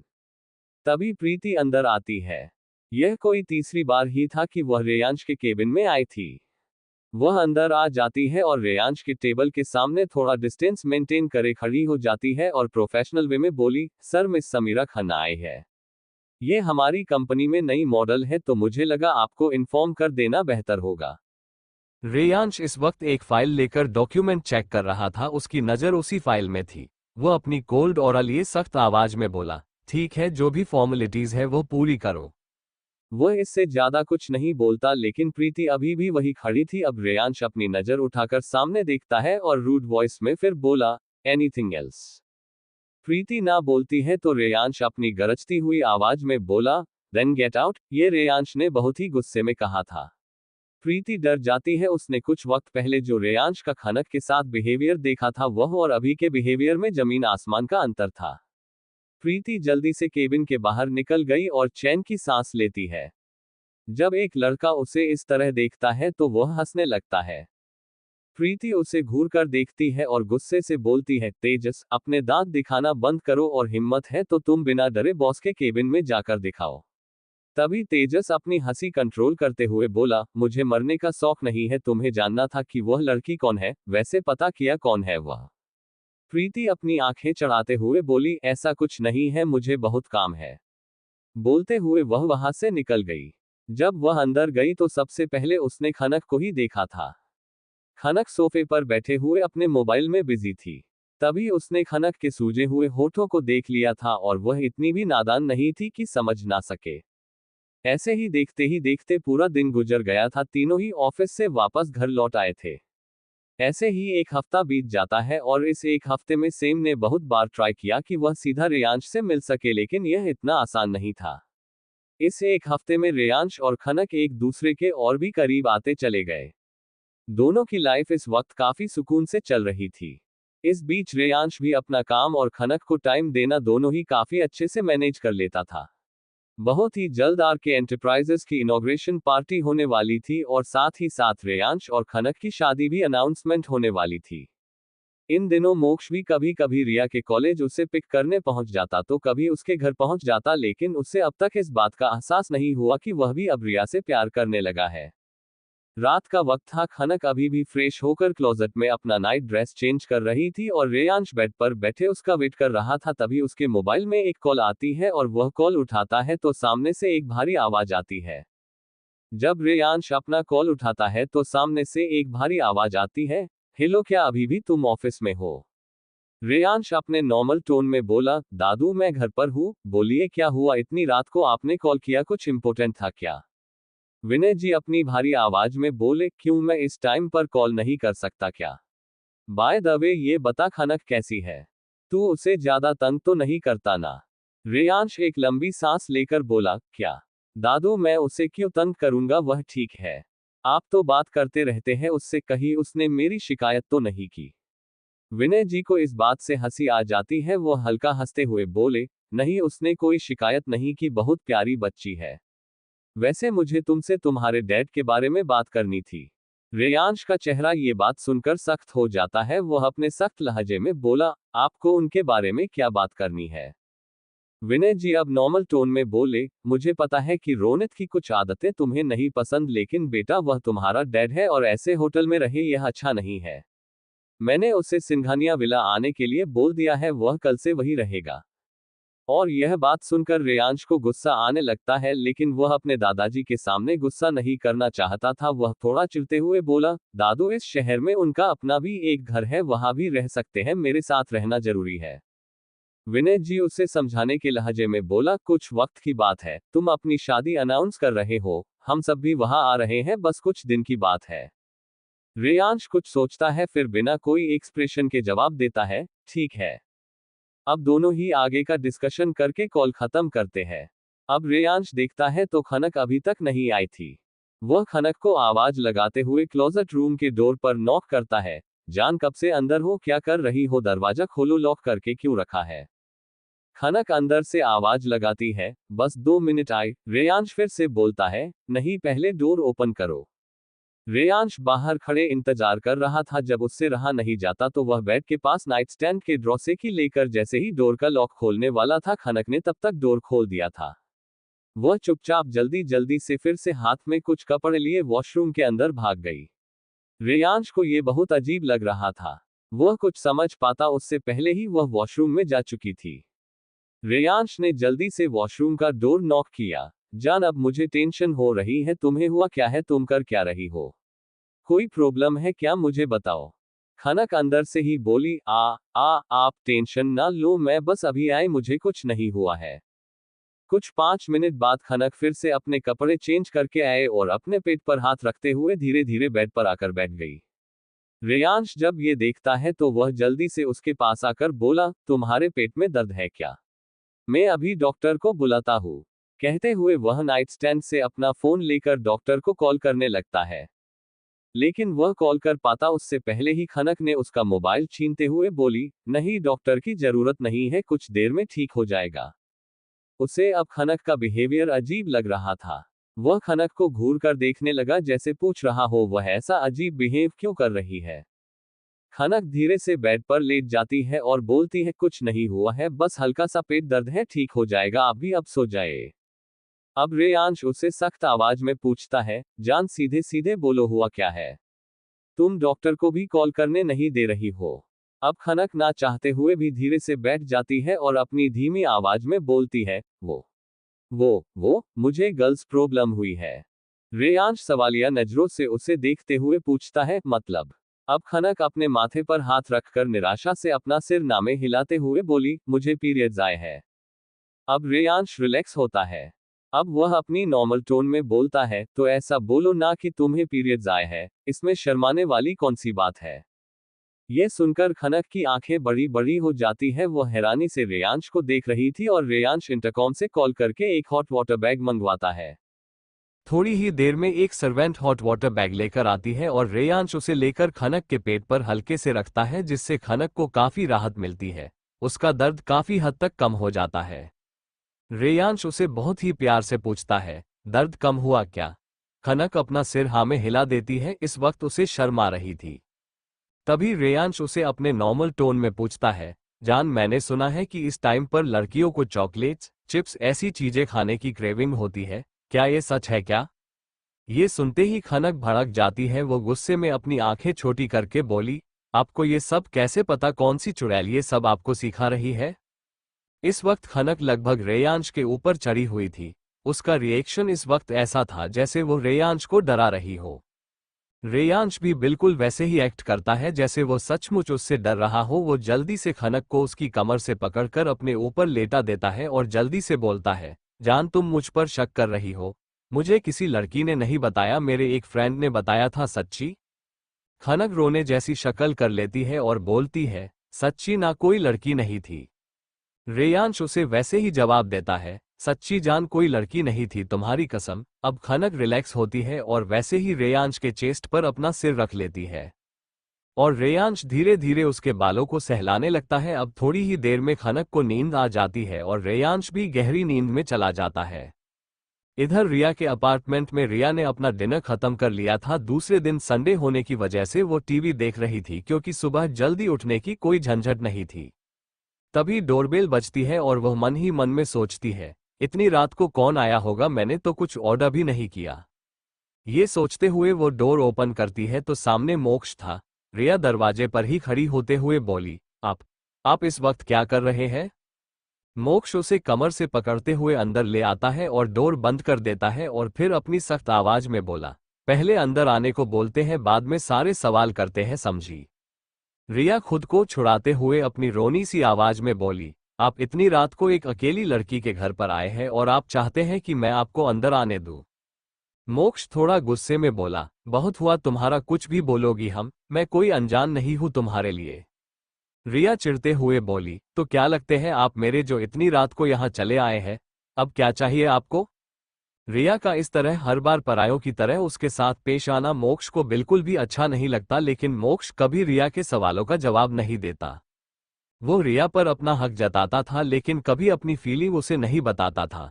रिया को यही बात बहुत बुरी लगती थी और यही वजह थी कि रिया को चीड़ होती थी मोक्ष का इस तरह उसके घर चले आना। मोक्ष अभी भी उसके सवालों का जवाब नहीं दे रहा था। अब रिया का सब्र जवाब दे जाता है। वो चिल्लाते हुए बोली, आप अभी के अभी यहाँ से निकल जाइए, अगर आप बोर हो रहे हैं तो किसी और को ढूंढ लीजिए, मैं ऐसी लड़की नहीं हूँ, समझे आप? मोक्ष को अब इस बात से बहुत ज्यादा गुस्सा आता है। वो एक झटके में रिया को पकड़कर अपने करीब खींच लेता है। रिया उसकी चेस्ट से लग जाती है। इस वक्त मोक्ष ने रिया की दोनों बाजुओं को मजबूती से पकड़ रखा था। वह अपने दांत पीसते हुए बोला, हाउ डेयर यू, तुमने क्या मुझे प्लेबॉय समझ रखा है? मैं सिर्फ तुम्हारे पास आता हूँ और किसी के पास नहीं जाता, और आज तक तुम्हारे साथ मैंने कुछ किया भी नहीं है। और क्या बार बार सवाल करती रहती हो मैं तुम्हारा कौन हूँ? तुम मेरी क्या लगती हो? ठीक है, सुनना है ना तो सुनो, आज से और अभी से तुम सिर्फ मेरी हो, सिर्फ मेरी। तुम पर सिर्फ मेरा हक है और आगे भी होगा। और जब मेरा मन करेगा मैं तुम्हारे पास आऊंगा, तुम मुझे रोक नहीं सकती। यह बात अपने इस छोटे से दिमाग में बिठा लो। रिया ये सुनकर सदमे में जा चुकी थी। उसे समझ नहीं आ रहा था कि आखिर यह हो क्या रहा है। वो खुद को छुड़ाने की कोशिश करती है, उसकी आंखों से आंसू बहने लगते हैं। वो रोनी सी आवाज में बोली, आप पागल हो गए हैं, आप ऐसी बहकी बहकी बातें क्यों कर रहे हैं, छोड़िए मुझे। लेकिन मोक्ष उसे नहीं छोड़ता। वो उसे पीछे धकेलते हुए वहीं रखे सोफे पर लेकर गिर जाता है। इस वक्त रिया नीचे थी और मोक्ष उसके ऊपर। मोक्ष बिना एक पल की देरी किए रिया के मुलायम होठों पर अपने सख्त होठ रख देता है। यह महसूस होते ही रिया वही जम जाती है। यह उसके लिए पहला एक्सपीरियंस था, इससे पहले कभी उसके साथ ऐसा कुछ नहीं हुआ था। जब रिया को अपने होठों पर प्रेशर फील होता है, वह होश में आती है और वह मोक्ष के चेस्ट पर हाथ रखकर उसे दूर करने के लिए धक्का देने लगती है, लेकिन मोक्ष एक इंच भी नहीं हिलता। वह अभी भी रिया के होठों को अपने मुंह में भरकर स्मूच कर रहा था। करीब 10 मिनट बाद वह रिया के निचले होठ को खींचते हुए छोड़ देता है। रिया की आंखों में आंसू आ जाते हैं। वह जोर जोर से मोक्ष के चेस्ट पर मार रही थी, लेकिन मोक्ष पर इसका कोई असर नहीं होता। उसके होठों पर एक हल्की सी मुस्कान थी। वह वैसे ही रिया के ऊपर लेट हुए ही रिया के दोनों हाथों को अपने हाथों से पकड़कर अपनी उंगलियां रिया के हाथों की उंगलियों में इंटरवाइन कर देता है और सोफे पर रिया के हाथों को प्रेस कर देता है। रिया उसे बहुत गुस्से में देख रही थी। इस वक्त उसकी आंखों में आंसू थे। मोक्ष उसे बहुत प्यार से बोला, क्या बात है बेबी, तुम तो मुझे ऐसे देख रही हो जैसे मुझे खा जाओगी। रिया गुस्सा होते हुए रोनी सी आवाज में बोली, यह क्या हरकत थी, आपने मुझे किस कैसे किया, क्या चाहते हैं आप मुझसे, क्यों कर रहे हैं ऐसा। मोक्ष ने उसे एक ही झटके में उठाया और अपनी गोद में बिठा लिया। रिया के पैर मोक्ष की कमर पर लिपटे हुए थे। वह दोनों इस वक्त आमने सामने एक दूसरे के एकदम करीब थे। मोक्ष ने उसकी कमर से उसे जकड़ रखा था। वह सॉफ्ट वॉइस में बोला, अब तक नहीं पता था लेकिन अब समझ गया कि मुझे क्या चाहिए, मुझे तुम चाहिए। रिया अपना सिर ना में हिलाते हुए बोली, नहीं कभी नहीं। मोक्ष भी अपना सिर हाँ में हिलाते हुए बोला, हाँ। अब वो रिया को वैसे है अपनी गोद में उठाए कमरे में ले गया और रिया ने गिरने के डर से अपने दोनों हाथ मोक्ष के गले में लपेट लिए। रिया को लगा मोक्ष उसके साथ कहीं आगे ना बढ़ जाए। वह अपना सिर जोर जोर से ना में हिलाते हुए बोली, नहीं देखिए, आप मेरे साथ ऐसा नहीं कर सकते, मैं इसके लिए रेडी नहीं हूं। मोक्ष उसे बेड पर सुलाते हुए बोला, तुम चिल्लाती बहुत हो पागल लड़की, सो जाओ, मैं ऐसा कुछ भी नहीं कर रहा। ये कहते हुए वह रिया को ब्लैंकेट ओढ़ा देता है और खुद सोफे पर जाकर लेट जाता है। अगली सुबह सिंघानिया विला में सुबह सुबह ही रोनित जी और सेम आ चुके थे और साथ में शनाया भी थी। खनक इस वक्त वॉशरूम में थी और रेयांश जिम में। तभी इंटरकॉम पर कॉल आती है और एक सर्वेंट उन तीनों के आने की खबर देता है। ये खबर रेयांश को अच्छी तो नहीं लगती, लेकिन उसके दादाजी की वजह से वह मान गया था। वह इस वक्त ट्रेडमिल पर दौड़ रहा था। वह एक्सरसाइज छोड़कर अब एक टॉवल से अपना पसीना पोंछते हुए नीचे आता है और जब शनाया की नज़र उस पर पड़ती है तो वह उसे आंखें फाड़े बस देखती ही रहती है। रेयांश सीढ़ियों से नीचे आ रहा था। इस वक्त उसने डार्क ग्रे कलर की रेगुलर फिटिंग वाली स्लीवलेस और कॉलरलेस स्टैंडर्ड लेंथ की टी शर्ट और ब्लैक कलर का कार्गो लोअर पहना था। ये जिम वियर था।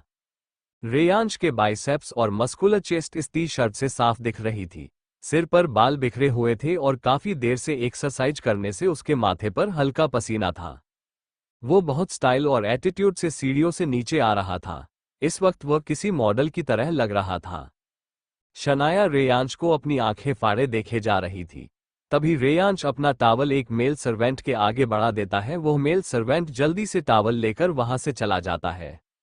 रेयांश अपना कोल्ड ऑरा लिए रोनित जी के सामने आकर खड़ा हो जाता है और अपनी अरोगेंट वॉइस में बोलता है, आपको जो करना है करिए, जैसे रहना है रहिए, बस मेरी पर्सनल लाइफ से दूर रहना। रोनित जी अपनी कोल्ड वॉइस में बोले, आई एम यू डैड, कोई गैर नहीं हूं मैं।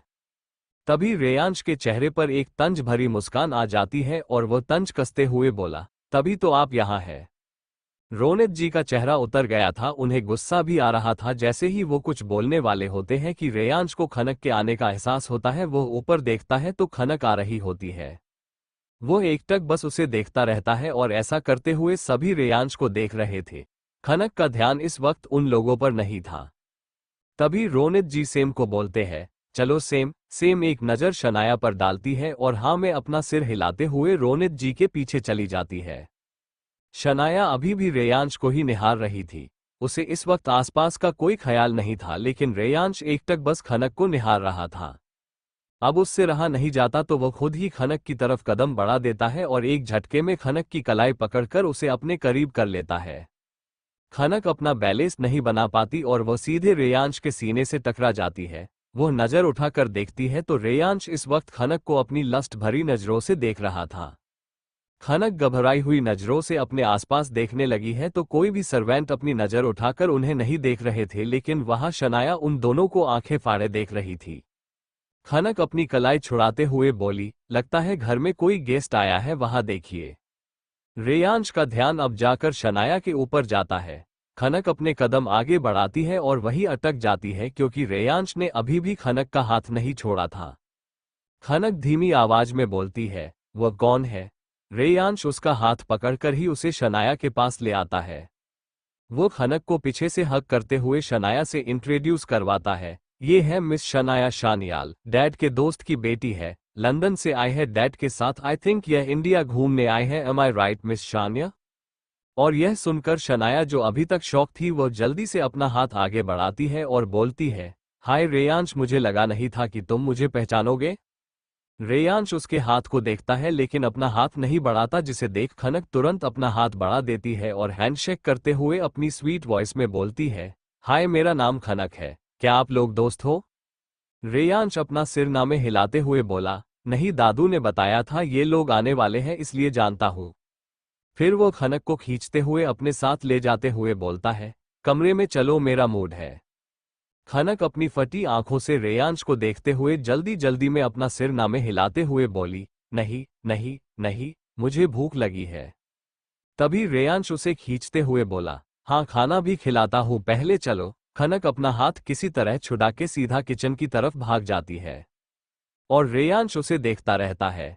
इस वक्त उसे हल्का गुस्सा आ रहा था। तभी शनाया रेयांश के सामने आती है और उससे बोलती है, क्या ये तुम्हारी वाइफ है? रेयांश अपनी एरोगेंट वॉइस में बोलता है, तुम्हें क्या लगता है, जाकर अपना काम करो। ये सुनकर शनाया थोड़ी घबरा जाती है।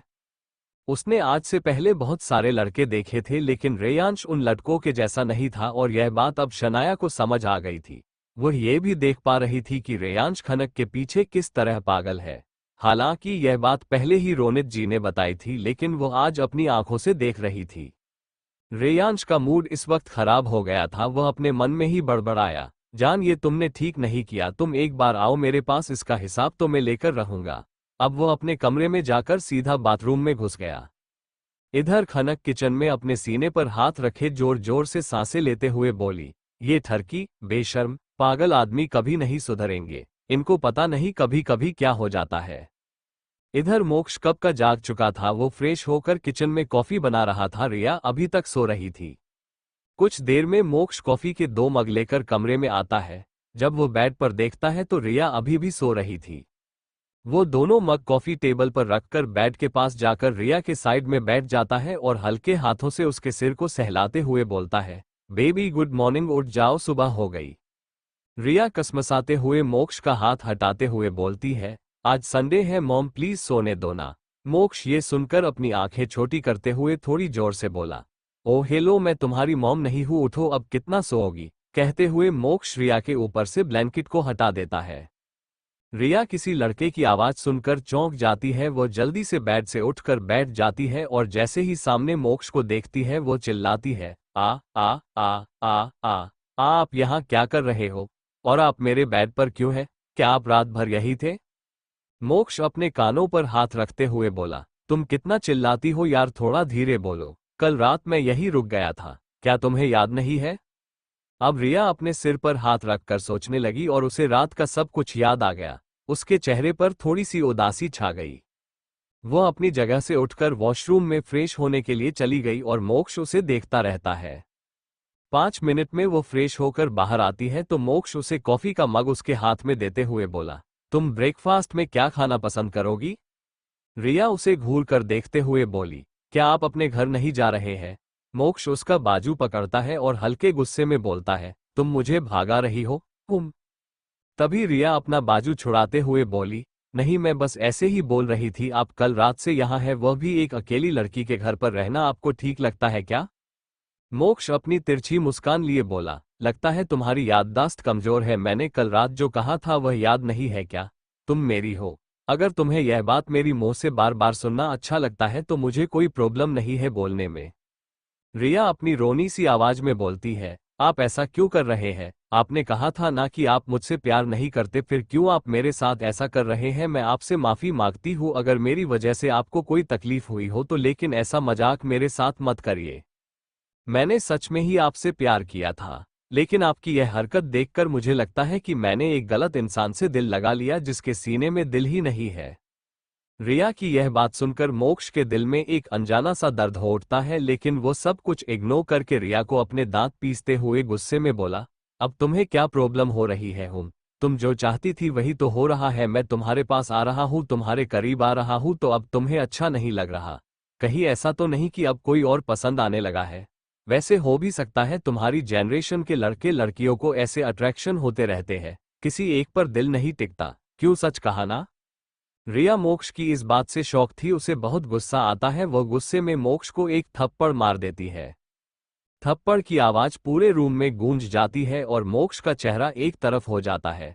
अब जाकर रिया को होश आता है कि उसने मोक्ष को थप्पड़ मारा। वो जल्दी से पीछे हट जाती है और रोते हुए बोलती है, सॉरी गलती से हो गया।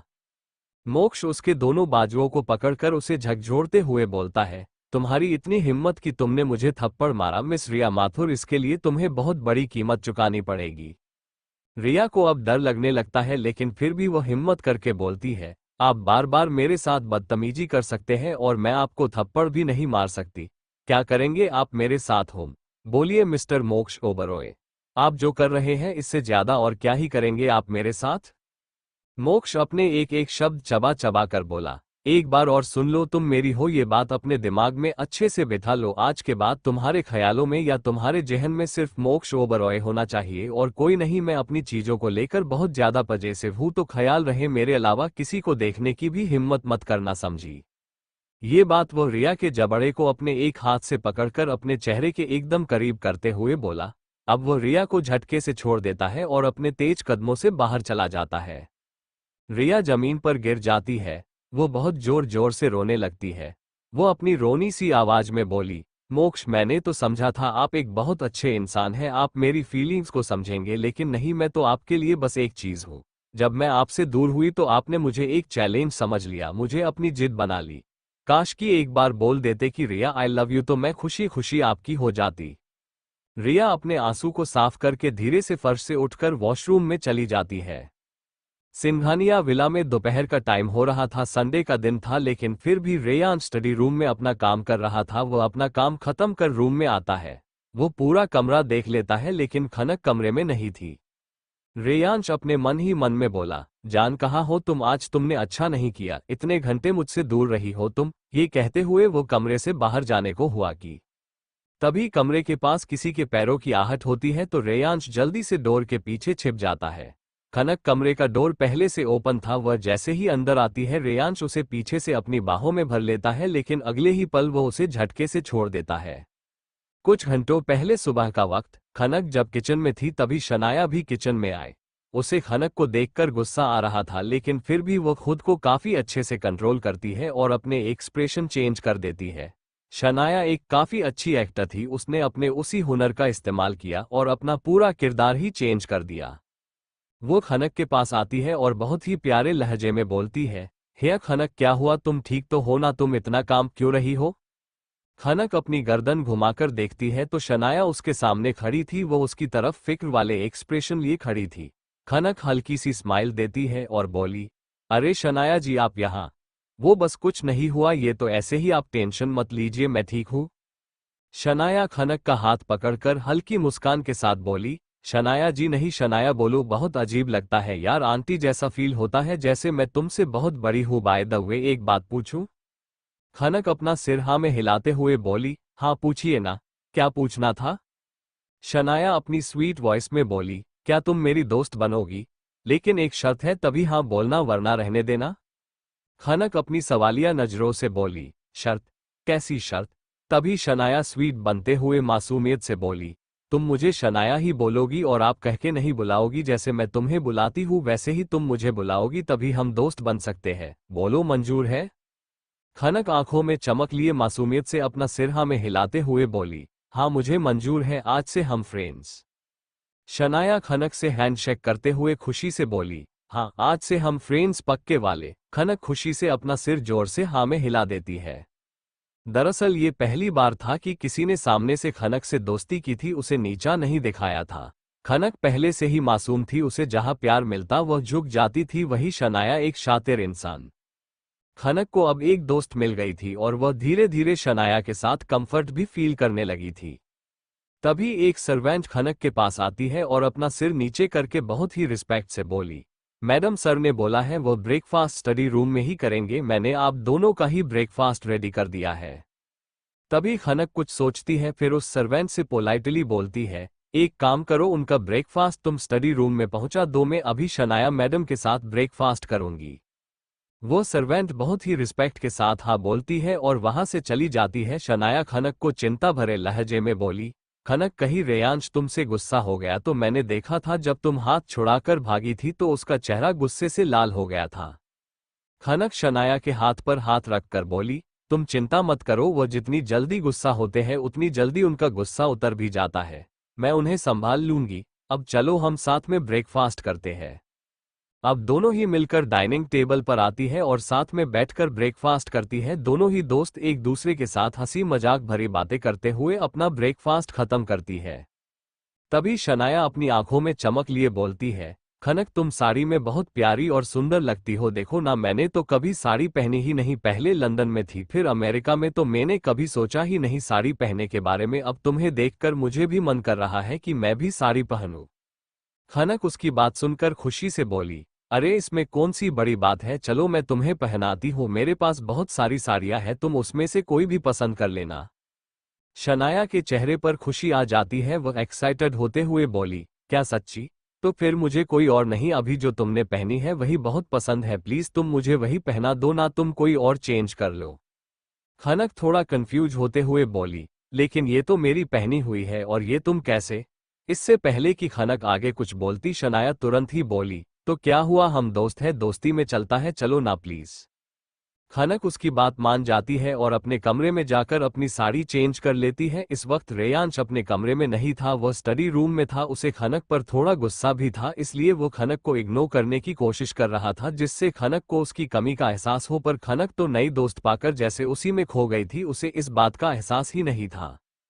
अब खनक अपनी साड़ी लिए शनाया के कमरे में आती है और शनाया को पहनाने लगती है। शनाया भी खुशी खुशी वह साड़ी पहनने लगती है। कुछ ही देर में खनक ने बिल्कुल अपने जैसे ही साड़ी बांध दी थी। तभी शनाया बिल्कुल खनक की तरह ही हेयर स्टाइल करती है, माथे पर सैम बिंदी और सैम खनक की तरह ही तैयार होती है। खनक भी शनाया को देखकर बोलती है, वाह शनाया तुम कितनी खूबसूरत लग रही हो।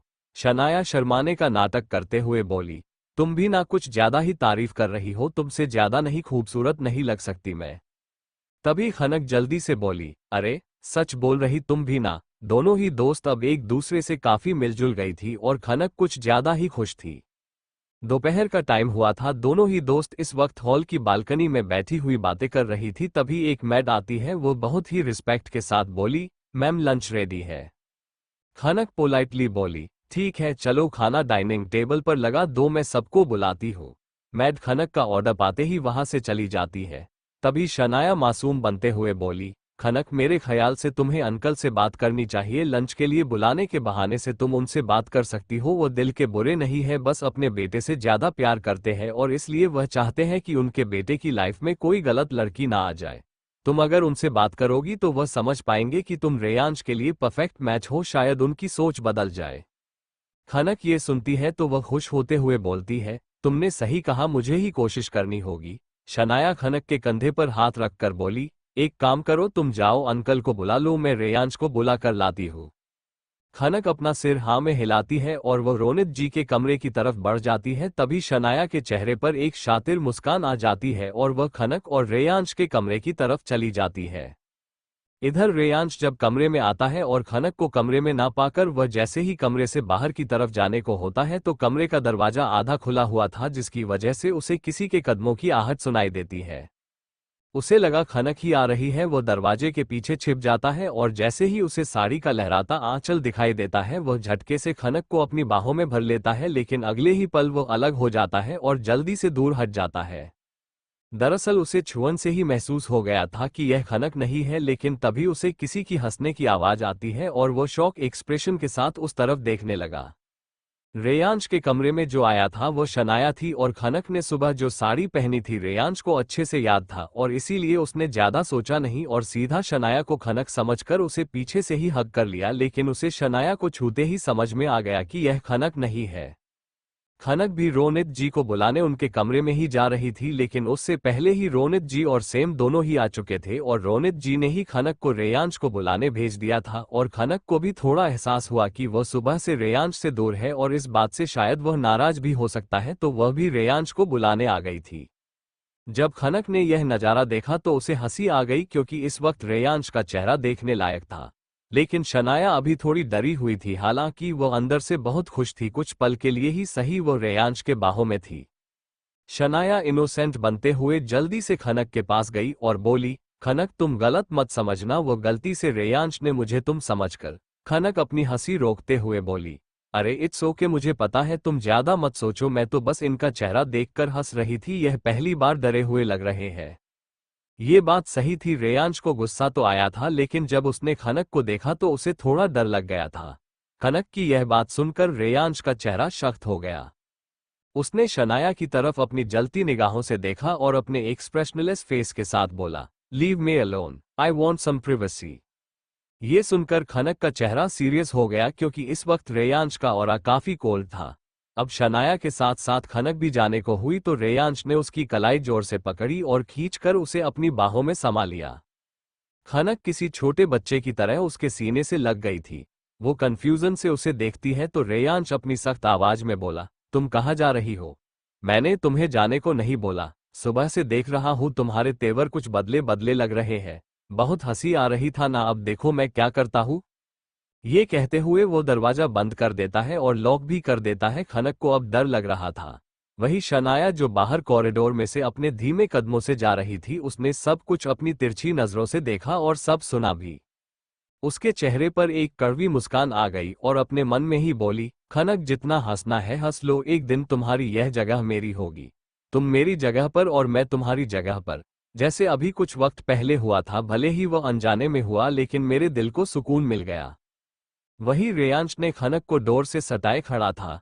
खनक की पीठ डोर से चिपकी हुई थी और रेयांश उसके बाजुओं को पकड़कर उसके एकदम करीब खड़ा था और उसकी आंखों में देख रहा था। इस वक्त खनक दरवाजे और रेयांश के बीच में दबी हुई थी।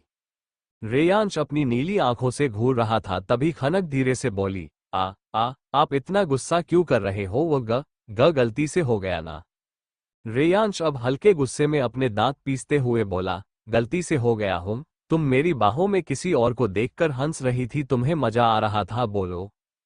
खनक अब थोड़ा प्यार से बोली, आप इस बात को क्यों बढ़ा रहे हैं? गलती से हुआ ना, जानबूझ नहीं किया था आपने, मैं जानती हूँ, और शनाया की भी गलती नहीं थी, उसे थोड़ी पता था कि आप मुझ पर झपटने के लिए तैयार हो। ये कहते हुए वो अपने दांत दिखाने लगी और रेयांश को इस बात पर गुस्सा आ जाता है। वह फिर से गुस्सा करते हुए बोला, जान तुम्हें मजाक लग रहा है? तुमने अपने कपड़े उससे क्यों दिए? और यह क्या है, वह इतनी स्वीट क्यों बन रही थी तुम्हारे साथ? खनक अपना मुंह बना के बोली, देखिए आप हर बात पर गुस्सा मत करिए, वह मेरी दोस्त है और वैसे भी पीरियड्स तो मुझे हुए हैं, लेकिन लगता है मूड स्विंग्स आपके हो रहे हैं। अब छोड़िए मुझे और चलिए, सब हमारा वेट कर रहे हैं। खनक को बच्चों जैसे मुंह बनाते देख रेयांश पिघल जाता है और उसे छोड़ देता है। वह डोर ओपन करता है और खनक को अपनी स्वीट वॉइस में बोलता है, जान तुम चलो मैं आता हूँ। ये बोलकर वह खनक के होठों पर एक लाइट किस करता है। खनक अपनी गर्दन हाँ में हिला के वहां से बाहर की तरफ चली जाती है और खनक के जाते ही रेयांश का चेहरा एकदम सख्त हो जाता है। उसके चेहरे पर गुस्सा छा जाता है और हाथों की मुट्ठियां कस जाती है। उसके हाथों की सारे नसें उभर कर दिखने लगती है। 44